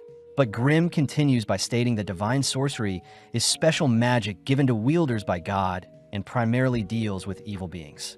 Crow and Talia are skeptical of God's existence, but Grim asks that Lloyd elevate his magic with divine sorcery. But Lloyd hints at some conflict he has with the church in the past. Regardless, Babylon and Rin accompany Lloyd to visit a church, but Lloyd asks why Rin is here, flustering Rin as she says Silpha couldn't make it, plus she just wants to spend time with Lloyd. Babylon says one must serve the church through good deeds before they can be blessed with divine sorcery. So as the gang head inside, Lloyd gleefully greets Father Herbal. Herbal is glad to see that a kid is interested in the church, but upon recognizing it to be Lloyd, Herbal reminds Lloyd that he terrorized them 2 years ago, demanding that Lloyd leave. Right on cue, Escher appears to defuse the situation, reminding Herbal that as holy figures they should forgive when possible, and with Lloyd showing off the adorable Shiro, Herbal agrees to accept Lloyd. With Herbal taking some time to adore Shiro's fluffy fur, he assigns Lloyd, Babylon, and Rin-appropriate attire along with a set of chores to start them off. Sadly, within a few minutes, we see Lloyd bored out of his mind, even accidentally breaking a shiny-looking vase only to mindlessly wander away. Escher cries that Lloyd needs to clean up after his mess, but seeing Lloyd apologetic, Escher says it isn't Lloyd's fault. Escher realizes the broken vase is one of Herbal's favorite antiques, wondering how she'll explain things to Herbal, but Lloyd finally feels bad, agreeing to help tidy up his mess. As Run and Babylon arrive, They ask what Lloyd was like in the past, making Escher reminisce as she says Lloyd only loves magic, suspecting Lloyd is here today to learn divine magic. Apparently 2 years ago, Lloyd would break things as well, having zoned out when doing mundane tasks, and Escher would never scold him seeing how adorable he was. Lloyd wanted Escher to punish him with some divine magic, but Escher says such magic isn't used for discipline, and when Escher asked Lloyd to sing together, an annoyed Lloyd left the scene. Out of nowhere, a demonic-looking monster had attacked their church, something we now know was Lloyd's doing. But when some of the debris from the monster's rampage flew towards Lloyd, Escher had dived in front of Lloyd to protect him. Strangely, Escher was more worried about Lloyd's well-being, even after sustaining a decent amount of damage, something that made Lloyd regret his decision as he retracted the demon and confessed. Ren and Babylon are horrified at what Lloyd did in the past, but Escher says Lloyd isn't a demonic spawn, still remembering the time when Lloyd sang with everyone and entranced the other singers with his magnificent performance.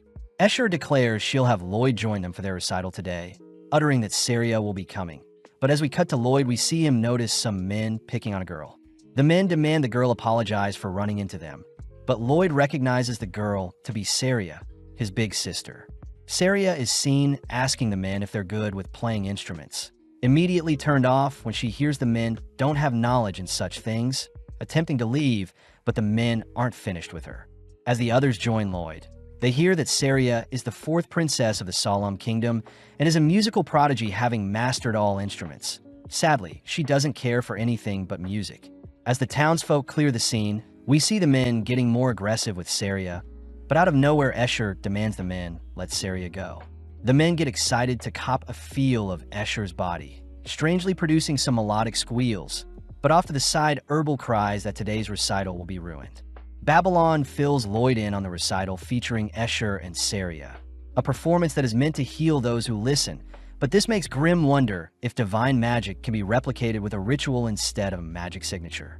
With Lloyd intrigued to learn more about music that heals, he calls upon Run to stop the men, all while Saria is busy scolding the men for pleasing Escher in the wrong way. In mere moments, Ren unleashes her poison, specifically putting Herbal, Saria, Escher, and the two men to sleep, a feat accomplished with Mana Block. Lloyd says by applying the Mana Block, Ren was able to focus her mana in specific areas. Happy to see that Ren had managed to transmute her poison into something more harmless like knockout gas. Sadly, the thugs are still conscious as Ren's knockout gas wasn't potent enough, and before Babylon offers to knock out the men, Lloyd finally steps up. As the men rush Lloyd with the girls in hand, Lloyd simply snaps his fingers, teleporting the men to a random location, shocking the others, as it seems Lloyd is also trying to learn teleportation magic. Back inside the church, Herbal is told that Babylon and Ren ended up dealing with the thugs, all whilst Babylon and Ren quiver, amazed that Lloyd is carrying on Jade's legacy by attempting to master his teleportation magic. Ren wonders if one day Lloyd could master her technique as well. And with Herbal heading off to prepare for the recital, we see Saria lean in close towards Lloyd, having barely remembered Lloyd to be her younger brother. Escher says it is impressive that a music-obsessed fiend like Saria could still remember Lloyd's name, reminding Escher to invite Lloyd to sing alongside them. But Saria intervenes, declaring that Lloyd isn't ready and instead will watch their performance. With Saria asking Lloyd to pay close attention, Lloyd gets excited to learn more about divine sorcery, especially since it may be replicable with rituals, similar to rain dances. At that moment, both Lloyd and Babylon detect a strange presence, but in the blink of an eye, no traces of it are left behind. As the gang sit down to enjoy the show, we see Escher and Saria take center stage, and with a single note, Saria sets the tone of the recital. Instantly, Escher's voice and Saria's musical notes entrance the audience, a beautiful symphony of sounds that brings the onlookers into tears. Lloyd is amazed by the recital, taking the chance to draw his blade as he slices the magic around him, only to analyze the mana signature to resemble a healing spell with a strange pattern. As specks of light rain down and heal the audience, Lloyd admits that Escher's divine magic is something he can't learn just yet, but more interestingly enough, Lloyd can sense a gaze watching over the recital. Lloyd says a being very high above them is watching, wondering if it could be one of God's servants, only to teleport away before Run and Babylon's eyes. Having used Shadow Wolf to teleport to the mana signature watching them, Lloyd is seen flying endlessly through space, suddenly smashing into a strange realm filled with clouds. As Lloyd and Grimm explore the cloud-filled scenery, they stumble onto a structure with their culprit sitting atop the stronghold, declaring that the figure before them was the one gazing at them from above. As Lloyd watches on, the strange figure begins thirsting over Saria and Escher's performance, wondering if he could descend onto them and surprise everyone. Out of nowhere, the figure is struck by lumps of cloud, suddenly checking to see who is the culprit only to shriek upon seeing that Lloyd has entered their paradise. Snapping back into character, Jiriel, the angel, introduces himself, a being that serves the 64 deities of paradise. Jiriel asks how Lloyd entered their domain, especially since the wall between the human realm and their one should have kept anyone out, but Lloyd brushes aside the question, asking if he can be taught divine magic. Jiriel scoffs, seeing as a mere human is asking something of it. But Grimm and Lloyd get annoyed at how cocky Jiriel is acting, prompting Grimm to threaten to spill how Jiriel was creepily spying on the girls. Jiriel says he will only bestow divine magic on those worthy, and seeing as Lloyd isn't someone he fancies, Jiriel demands that Lloyd leave. When Lloyd tries asking once more to be taught divine magic, Jiriel conjures several holy swords that instantly dart towards Lloyd's position, but Lloyd erects a barrier to negate the attack. Seeing as Lloyd is refusing to leave, Jiriel says he'll get a little serious, all whilst Rin is seen panicking since Lloyd hasn't returned yet. Babylon wonders if he and Lloyd detected the same presence earlier, preparing to leave as well, only to notice that the clouds outside are awfully gray. Amping up his attacks, Jiriel sends multiple swords at Lloyd this time, forcing him to defend with his blade. Lloyd can't help but get excited seeing as the swords float like feathers, but are as strong as steel, and strangely the divine magic created actual swords, so Lloyd can't analyze and steal the magic used to create the swords. As Lloyd tosses his sword back to Grimm, he reasons that Jiriel will be able to produce an infinite amount of swords as long as he has mana. Therefore, Lloyd conjures a spell of his own. Wanting to test the durability of Jiriel's swords, Lloyd individually conjures a water, fire, earth, and wind spell, simultaneously firing them at Jiriel. But when Jiriel evades the magic, he is horrified to see Lloyd's magic shatter the barrier separating their realms. Seeing as Lloyd has snuck up on him, Jiriel swats Lloyd away, only to declare that his Luxa blades are invincible. Off to the side, Lloyd wonders how he can continue his experiment, pissing off Jiriel. Before Jiriel can react, Lloyd coldly utters the enchantment to activate Shadow Wolf, completely entrapping Jiriel with 4 magic circles that obliterate him with 4 elemental affinities.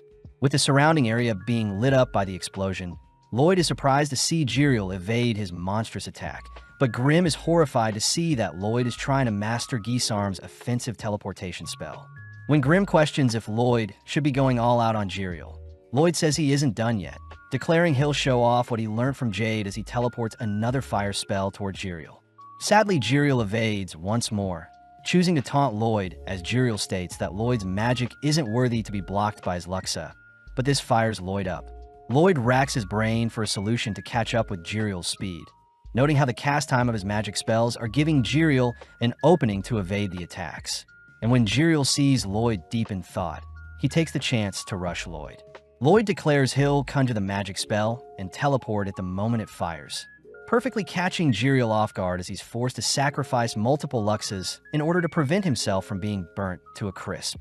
Seeing as Jiriel still refuses to give up, Lloyd gets excited hearing that Jiriel's Luxa can infinitely regenerate in duplicate, prompting Lloyd to conjure 4 more elemental spells, but this time, the spells perfectly consume Jiriel. Jiriel cries that he was lying and that there is a finite amount of swords he can create, but having been decimated by Lloyd, Jiriel is seen collapse onto the clouds below with a see-through body. Grimm suspects that since Jiriel is made of mana, his body becomes more transparent the weaker he is, and before Jiriel can dissipate for good, Lloyd begins pumping mana into him to rejuvenate him. Jiriel is touched by Lloyd's act of kindness, amazed that Lloyd was so willing to feed him a huge amount of mana. And as Lloyd feeds Grimm some mana as well, Jiriel offers to form a pact with Lloyd and teach him divine magic. Secretly, Jiriel says he'll possess Lloyd and take over his body. But when Jiriel and Lloyd form their pact, Jiriel is horrified to see he has been absorbed into Lloyd's hand. Grimm cries that Jiriel was naive to look down on Lloyd, crying that Lloyd has way more mana than Jiriel. And seeing as he has no choice, Jiriel says to learn divine magic, an angel must engrave their signature onto the caster's soul. Although special use cases like singing are needed to use divine magic, Lloyd is the exception, seeing as Jiriel has formed a pact with him. And as Lloyd begins digging into the essence of divine magic itself, he declares that he's unlocked a new skill. Jiriel mocks Grimm, seeing he wasn't able to bestow anything useful on Lloyd, but Grimm knows that with his new knowledge on divine magic, Lloyd will be capable of conquering both the netherworld and paradise. Lloyd does admit that he is quite sad to see he picked up divine magic so quickly, revealing that he loves to indulge and study the magic he wants to learn, but seeing as it's still a win overall, Lloyd asks how he can cast the Luxa spell Jiriel was using. With Jiriel asking Lloyd to picture a sword, Jiriel says he is quite impressed by how honest Lloyd's love for magic is, briefly reminding Jiriel of a person that impressed him in the past. As Lloyd manipulates his mana to create his own Luxa blade, Jiriel is horrified to see Lloyd summoning an eldritch-looking monster, a creature with hundreds of bones that wrap around their surroundings. Jiriel says the Luxa changes forms depending on the caster's mana, but before Jiriel can ask Lloyd to continue with his spell, Grimm demands that Lloyd stop before he casts something irreversible. Back with Babylon, he is seen strolling around the church's courtyard, all whilst wondering what this strange smell he's been detecting is. Babylon sees that the nearby flowers are covering up the musk, but wanting to investigate further, Babylon is suddenly stopped by a strange man who asks where Babylon is going. Freezing, Babylon is asked if he wants to be escorted back to the recital, but Babylon says he wants to stay and smell the roses a bit more. The man reveals that he is a pastor that helps guide people around the church, but Babylon points out how the pastor isn't wearing a rosary. Acknowledging the keen observation, the pastor apologizes as he shows off his rosary, suddenly changing the topic as he says the garden is a holy place Babylon should respect. As Shiro and Rin appear, they tell Babylon that the recital will end soon, but suddenly Shiro becomes frightened upon seeing the pastor. As Shiro growls at the pastor, Babylon asks why the pastor's rosary is so shiny, wondering if it's been cleaned often or if it's been barely worn. Before our trio can leave, the pastor begins to act strange, but out of nowhere Lloyd appears, having returned. Wondering what is happening, Lloyd nonchalantly brushes past the pastor, only to be welcomed back by the others. With Lloyd and the others heading back to the recital, Jiriel notices something familiar about the pastor, but regardless, the gang head inside to praise Escher and Saria for their amazing performance. As Lloyd holds back Jiriel from thirsting over the girls, Babylon asks if there is anything special about the garden in the church, but Escher says the garden is where they bury pets that have lost their lives. Babylon reasons that the corpses must be the strange smell he was sensing, but he can't get the weird interaction with the pastor he had out of his mind, something Lloyd picks up on. With Lloyd declaring that he'll be leaving the church, we cut outside to see it pouring, all whilst the pastor curses at himself for losing his previous rosary and his new one almost blew his cover. Suddenly, a tile from the floor opens to reveal some disturbing-looking creatures, prompting the pastor to declare that he'll need to be more careful seeing as their momentous day is soon to come.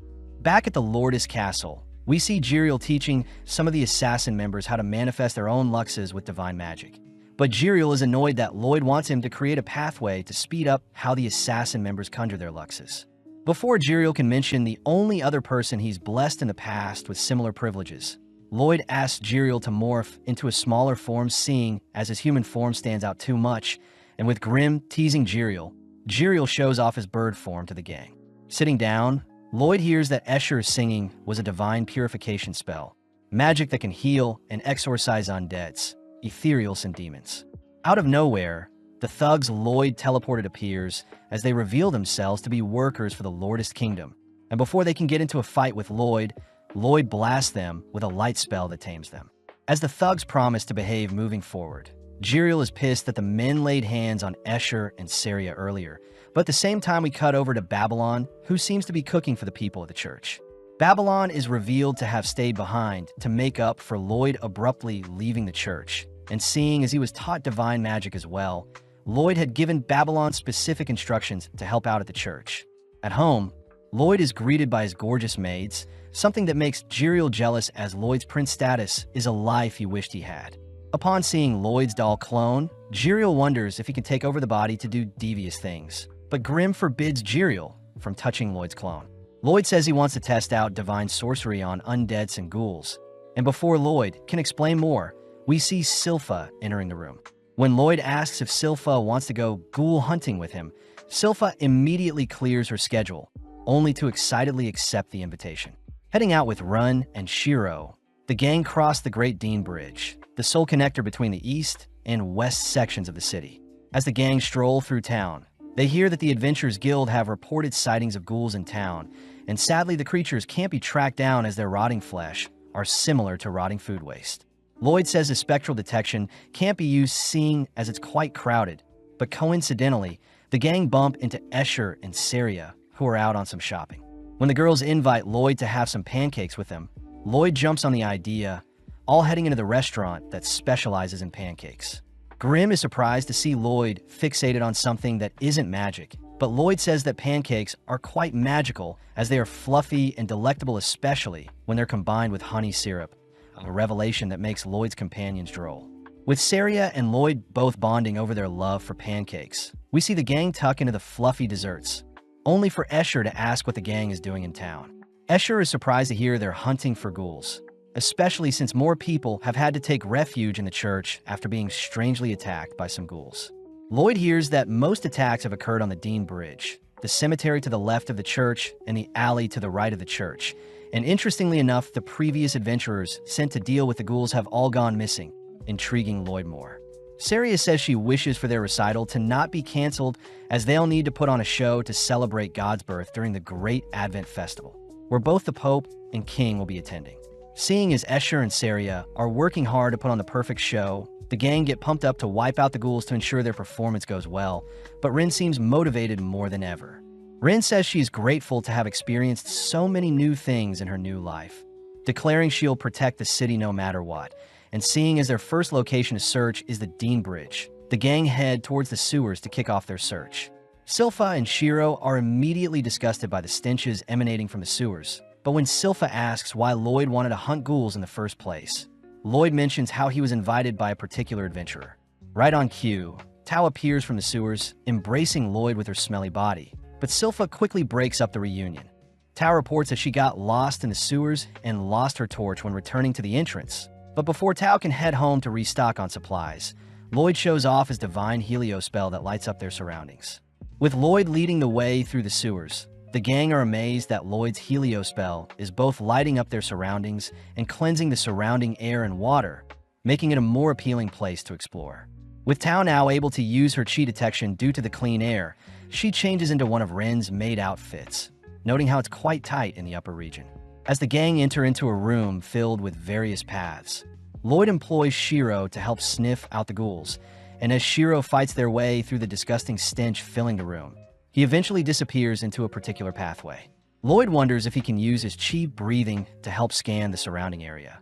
But before he can employ the technique, Tao stops him, demanding to know where Lloyd learned how to use chi. Seeing as he doesn't want to blow his cover, Lloyd asks Silpha to scare Tao away, only for Lloyd to ask if Silpha brought her Demonbane sword. Upon hearing that Silpha didn't, Lloyd hints that he has something else he wants Silpha to wield, but this makes Tao jealous. Tao says she wants to compete with Silpha to see who can slay more ghouls, and seeing as the winner will get a one-on-one date with Lloyd, both Ren and Silpha accept Tao's challenge. At that moment, Shiro reappears, having drawn the attention of hundreds of ghouls, pumping up the girls as they get ready to brawl. Lloyd chooses to equip the girls with specially crafted luxes to help with their challenge, asking them to go wild so he can see the capabilities of his divine magic. Kicking off their challenge, Tao decapitates 2 ghouls with her legs, only to slay another 2 by flinging their heads towards them. Before Tao can continue her streak, we see Silpha intercept her attacks, placing Tao to the side only to steal the kills for herself. As Tao and Silpha rush around the room, slaying ghouls, we see Silpha purposely marking Tao to ensure she doesn't get a lead. Silpha calls out Tao for not using the divine gauntlets Lloyd gave her, prompting both girls to brandish their attacks as they rack up 8 kills each. But Tao is impressed Silpha is so strong even without the use of chi, all while Silpha praises Tao for being able to damage her blade with one of her attacks. With Ren racking up 5 kills for herself, she reasons she should stand out by infusing her poison with her Luxa Blade, a combination Lloyd hadn't considered yet. Sadly, when Ren tries attacking with the blade, it shatters since divine magic is quite delicate, showing Lloyd that divine magic shouldn't be tampered with. As Ren flees from an attacking ghoul, Lloyd crafts a variation of a Luxa with poison infused into it, this time allowing Ren to melt away the ghoul as the new Luxa is infused with poison sorcery that amplifies its damage. Grimm isn't surprised that Jiriel didn't know such a thing was possible, and now that Lloyd is free to experiment with divine magic, he equips Silpha with a floppy water blade that allows her to reach 23 kills. As both Ren and Tao racking up the same amount of kills, we see all 3 girls neck and neck as they rush towards the 2 remaining ghouls. But out of nowhere, a demonic-looking creature flings the girls aside. With Lloyd and the creature locking eyes, we cut back to the church where the suspicious priest is seen strangling Father Herbal, and before a weird-looking ghost can possess Herbal, we see Escher speechless upon seeing what is happening. With all 3 girls mortally wounded, we see Rim take note of some thread coming off the demonic creature, and as Tao attempts to rush the monster, it sends out a thread that forces Tao to kneel before it. Lloyd is intrigued to see what the creature did to Tao, but before the monster can reach out to Tao, Silpha swats away its hand.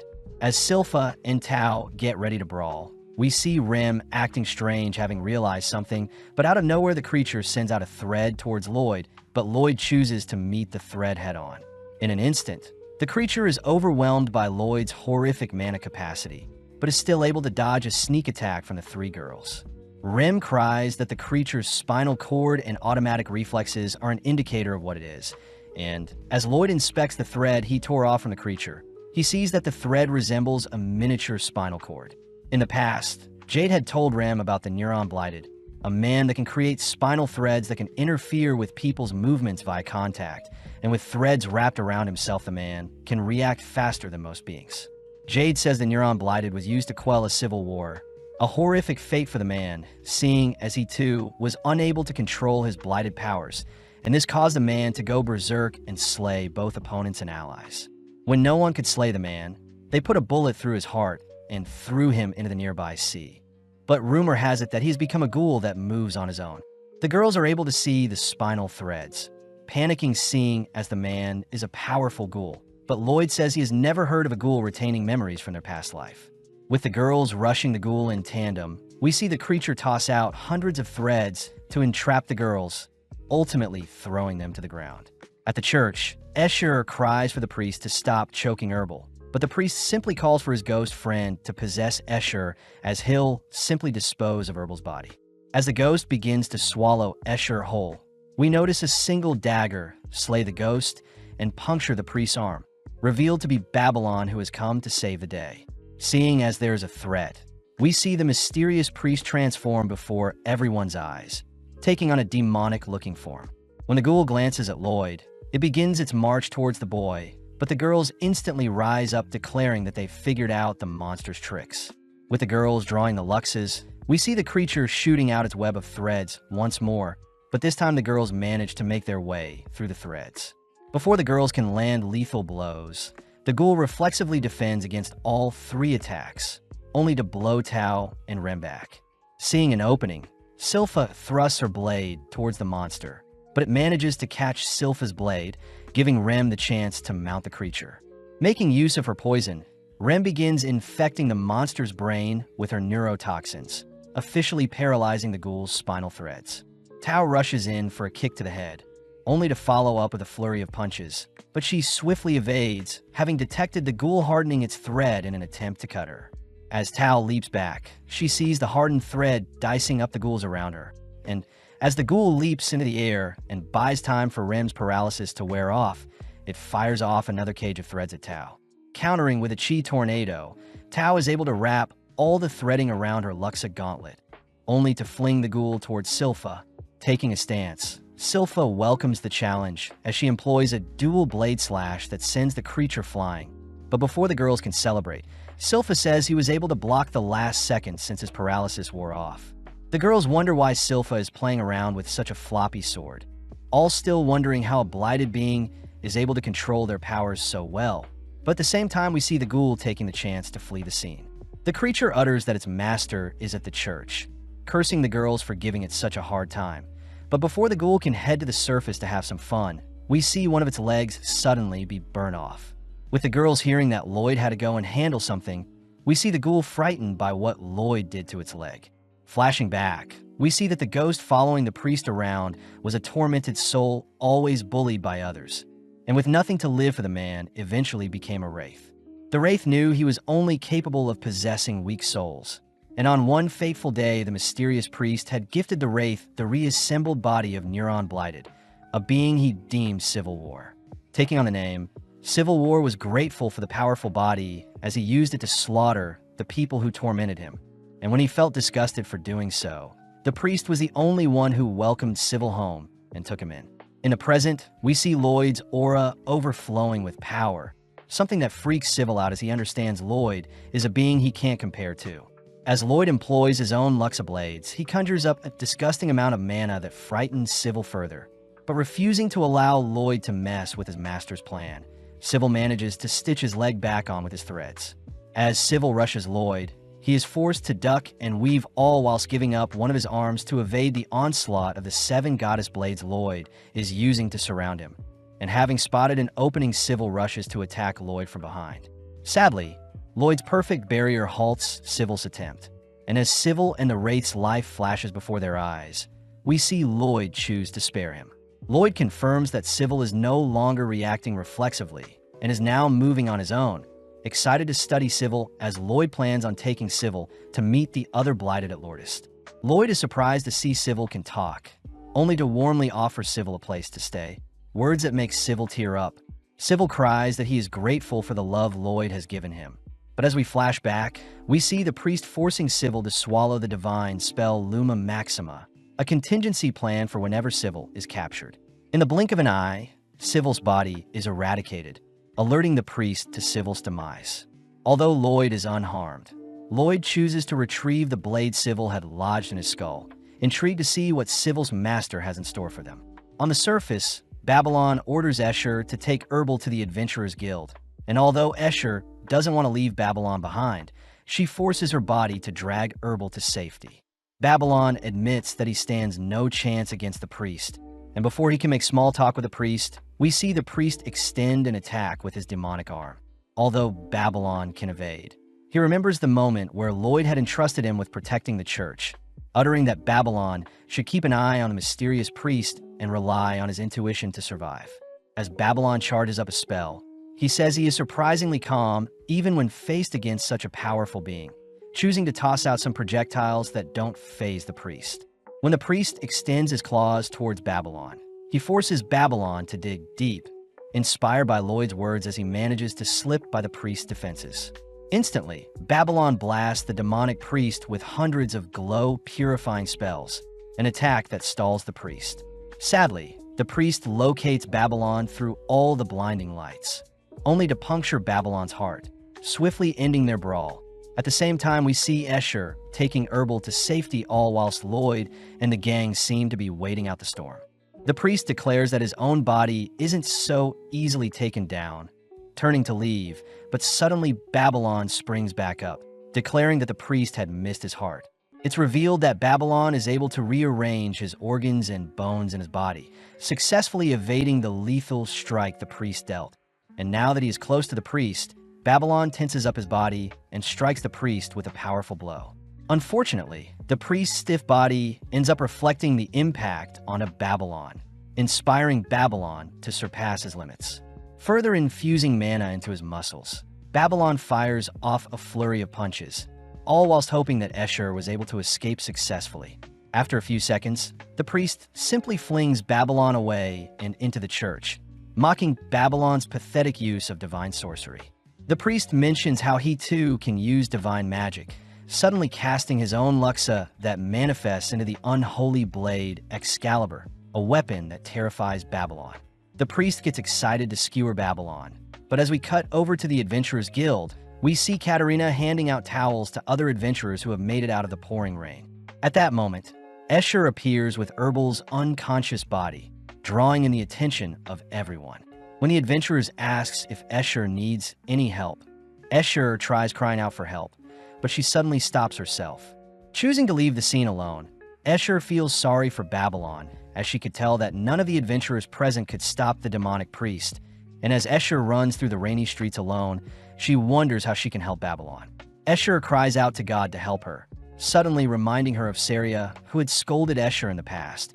But as Escher takes a horrific tumble, we see Lloyd appear with an umbrella to shield her from the rain. Lloyd says the others are buying raincoats for them, so Escher should wait here, but strangely Escher cries out for Lloyd to help Babylon.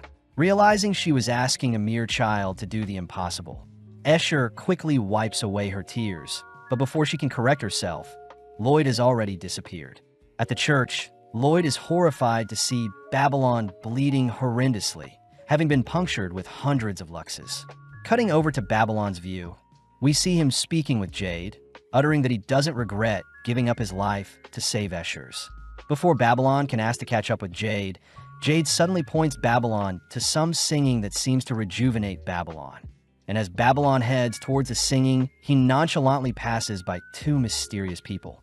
Waking up, it's revealed to be Escher, who had been singing effortlessly to heal Babylon, exciting the assassin members as they cry out that Babylon's been asleep for 3 days. Babylon hears that Lloyd had taken his body to Lourdes for Escher to heal, all whilst Tao was stationed at the church. And Silpha told the Adventurers Guild and both Albert and Saria about what transpired on their ghoul hunt. Luckily, Escher and Herbal will stay at the Lourdes Kingdom for safety, and any other workers will be housed at the Saloon Mansion. As for Lloyd, we see him arrive just in time to welcome Babylon back, revealing that he and Jiriel had tried healing Babylon themselves. But it was ultimately Escher who stayed up the past 3 days to sing and heal Babylon. Babylon is grateful for everyone's help, choosing to fill everyone in on the priest's ability to shapeshift and use luxes, but Jiriel refuses to believe he blessed such a demonic man. Babylon adds that his glow divine magic did nothing to the monster, but Lloyd says purification magic only works on those who are guilty, and seeing as that monster of man didn't feel bad for harming Babylon, Lloyd declares he'll need to investigate things further. Speaking to Herbal, Lloyd hears that the priest wanted a wraith to possess both Herbal and Escher to further infiltrate the church, swiftly asking Babylon what made the priest suspicious. Babylon simply utters that he was rounding the garden during his free time, and coincidentally he saw the priest. And seeing as Escher had mentioned that the priest hated her singing, Lloyd deduces that something is off with the garden. As the gang return to the church, they're amazed to see the two crooks have been hard at work tidying things up, but Babylon sees that something is bugging Escher. Lloyd asks Tao if anything happened while he was gone, hearing that Katerina came by to learn about the incident, but right on cue Katerina appears. Katerina is clearly pissed off at what the priest had done, revealing that she had reported the attack to the church's headquarters. At the same time, we follow Pope Gaetan receiving news of the attack by the mysterious priest, and when the Pope and his followers hear that the man was using the Luxus spell, they refuse to believe such a monster could have been using divine magic. The followers even begin accusing Babylon of spreading false rumors, but Gaetan silences everyone, declaring that they'll request Katerina to submit some evidence if they want the church to act on anything. Katerina is clearly pissed that the Pope doesn't believe them, apologizing to the gang, as it seems the Adventurers Guild won't be of much help to them. But Lloyd declares they'll destroy the garden if it means they can gather some evidence. Herbal reminds everyone that such a sacred place shouldn't be tampered with, but Lloyd says he can't use Shiro, seeing as he's been acting weird lately. Taking charge, Crow uses his cursed speech to command the surrounding crows to help them look for any leads nearby, all while Shiro continues to play with a garden pillar nearby. At that moment, we see Saria arriving with Rem and Silpha, all relieved to see that Babylon is safe, but Saria is more annoyed that Escher skipped out on her recital, choosing to punish Escher with some slaps. Saria asks if Escher will be ready for their recital in 3 days, something that makes Escher flinch, but this makes Babylon speak up. Babylon says Escher may still be in danger, so it would be best to cancel the recital. But with a cold glare, Saria says she'll perform alone and that the recital must go on. As Saria leaves, we see Crow point to a location at the center of the garden that his crows are interested in, prompting Silpha to feel around only to trigger a pressure plate. With a hatch now opening up, we see a dense amount of musk fill the surrounding area, a smell that alerts Shiro. Grinning, Lloyd says the hatch is made of a material that prevents detection by magic and chi. And as Lloyd begins his descent into the basement below, we see Babylon wishing everyone the best. Out of nowhere, Escher cries that she wants to go as well, something the gang isn't opposed to, as we see that Escher needs to overcome whatever is plaguing her mind. Following Shiro, we see him still freaked out by the gang's discovery, but refusing to leave his master behind. Shiro rushes after everyone and into the smell pit.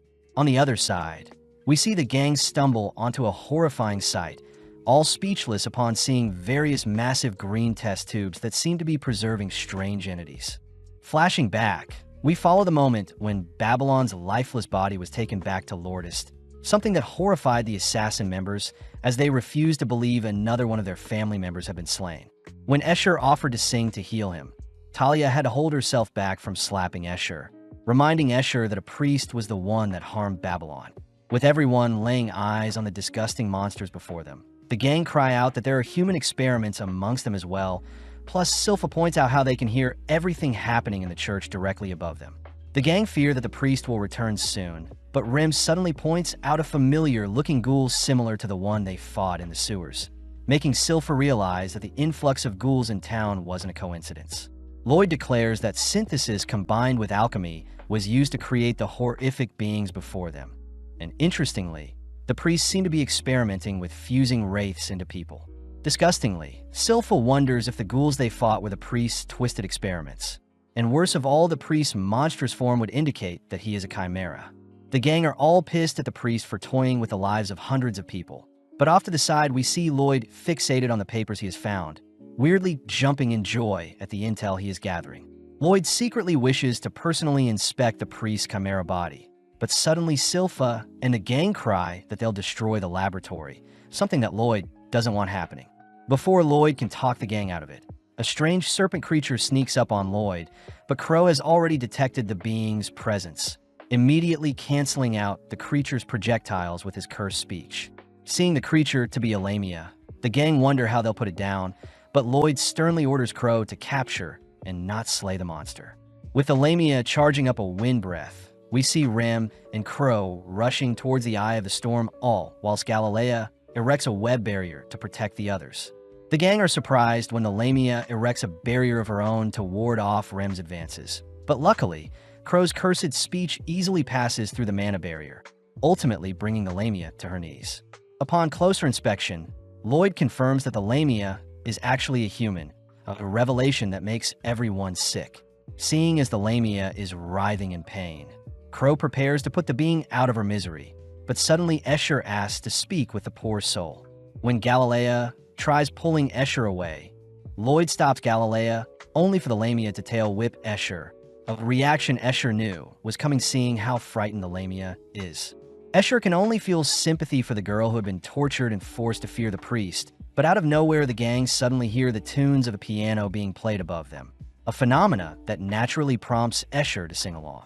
Apparently when Escher had asked to sing to Babylon, she had made it her mission to revive him with her singing, and it was thanks to her singing for 12 hours straight that ultimately softened the severity of Babylon's lethal wounds.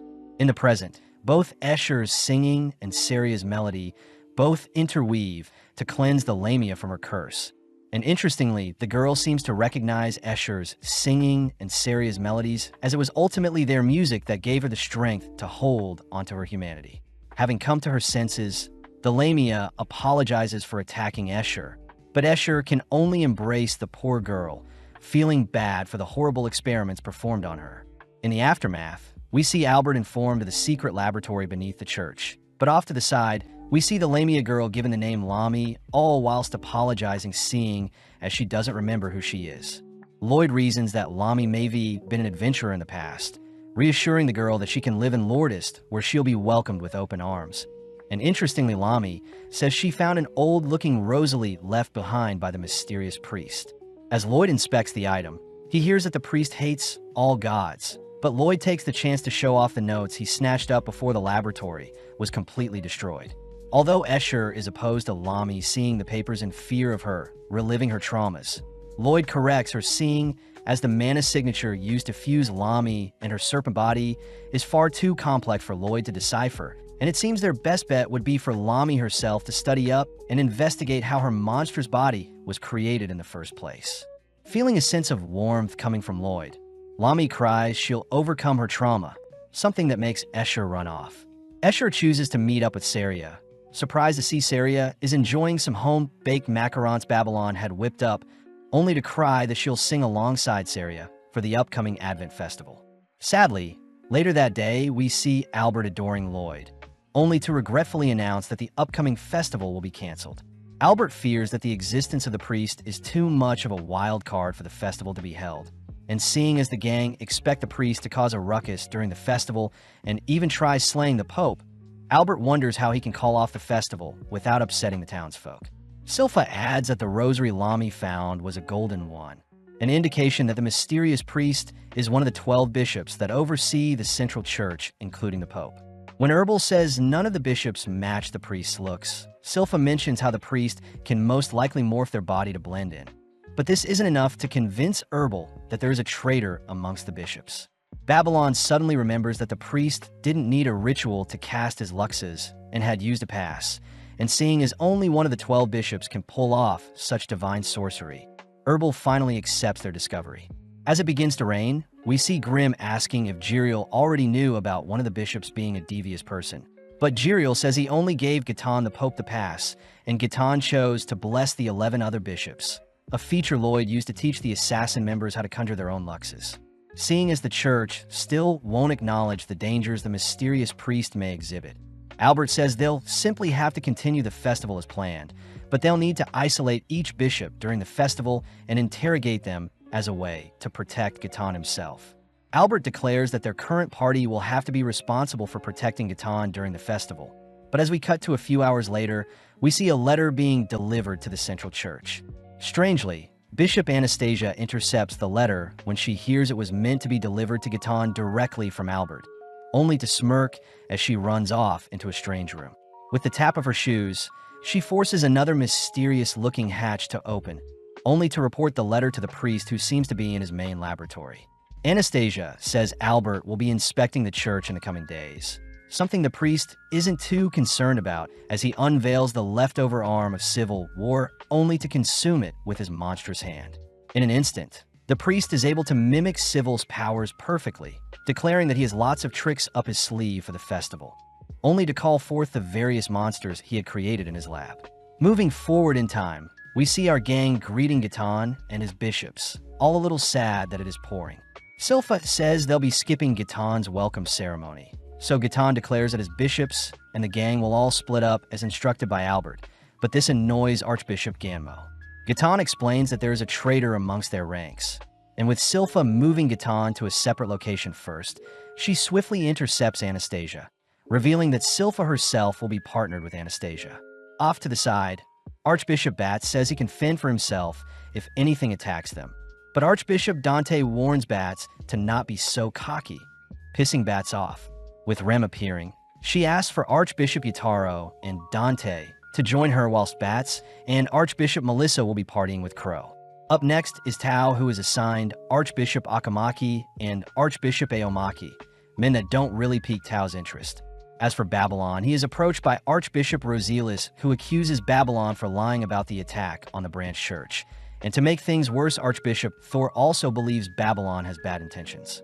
Following Talia, we see her charming Archbishop Chloe and Ganmo with some wine she prepared. But as we cut over to King Charles at the church, we see he is excited to reunite with Gatan. Charles reminisces on how Gatan was Pope long before he became king, and with Albert reminding himself of the plan to isolate the traitor, he heads outside to greet Gatan. Before Albert can give a formal welcome, we see Charles rushing outside to greet his old friend, only for both men to catch up.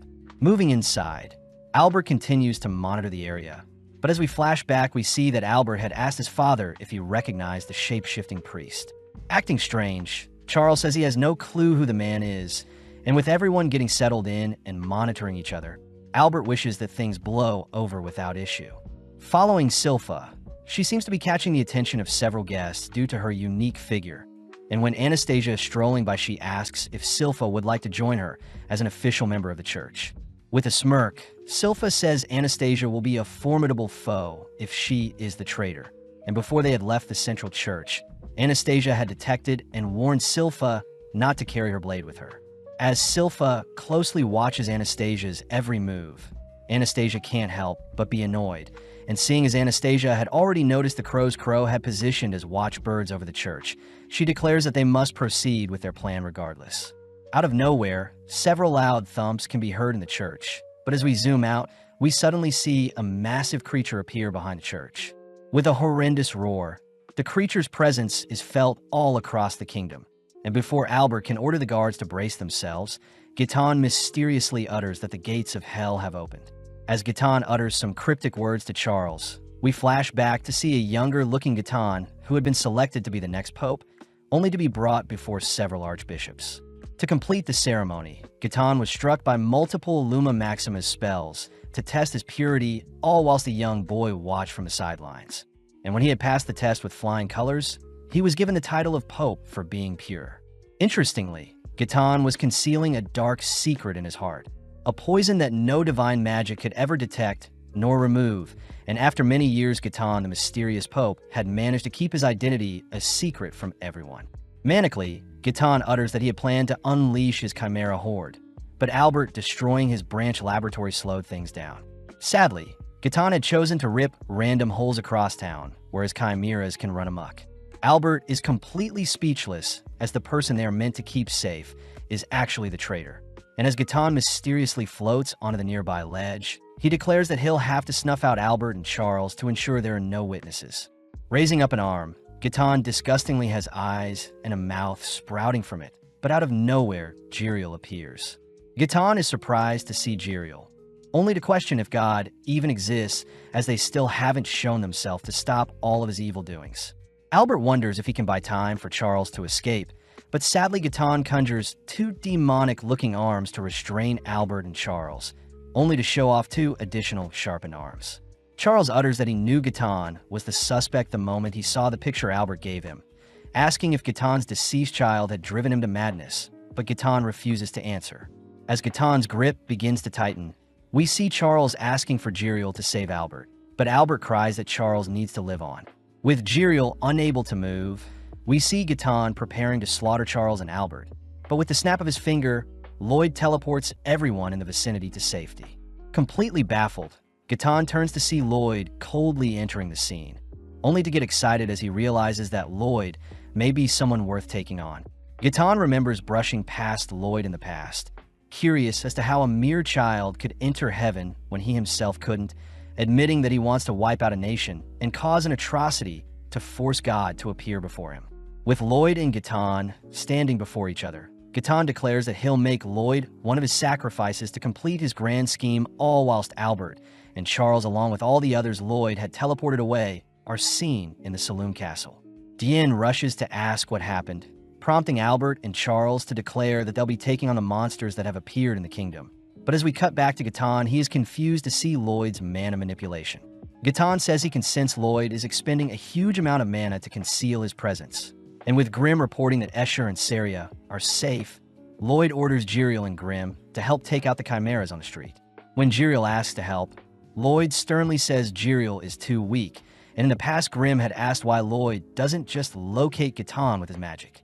Lloyd had revealed that Gitan is also concealing his presence, making him on par with a demon lord, and with Lloyd promising to not be reckless, we see Grimm and Jiriel leave the scene. Attempting to stop Jiriel, Gitan conjures his unholy Excaliburs, but having taken his eyes off Lloyd, Lloyd masterfully blasts Gitan with a fire spell. With Gitan able to block the spell, Lloyd simply compresses the magic to make it more deadly, forcing Gitan to block the spell with several barriers only to deflect the beam entirely. Teleporting and smacking Gitan in the face with some chi-infused kicks, Lloyd continues his onslaught by conjuring his 7 godly luxes that puncture and blow Gitan through the church's ceiling, a spectacle that horrifies Grimm and Jiriel. Seeing the surrounding scenery, Lloyd sternly declares that Gitan had crossed a line, but Gitan simply smirks as his unholy Excalibur begins to morph.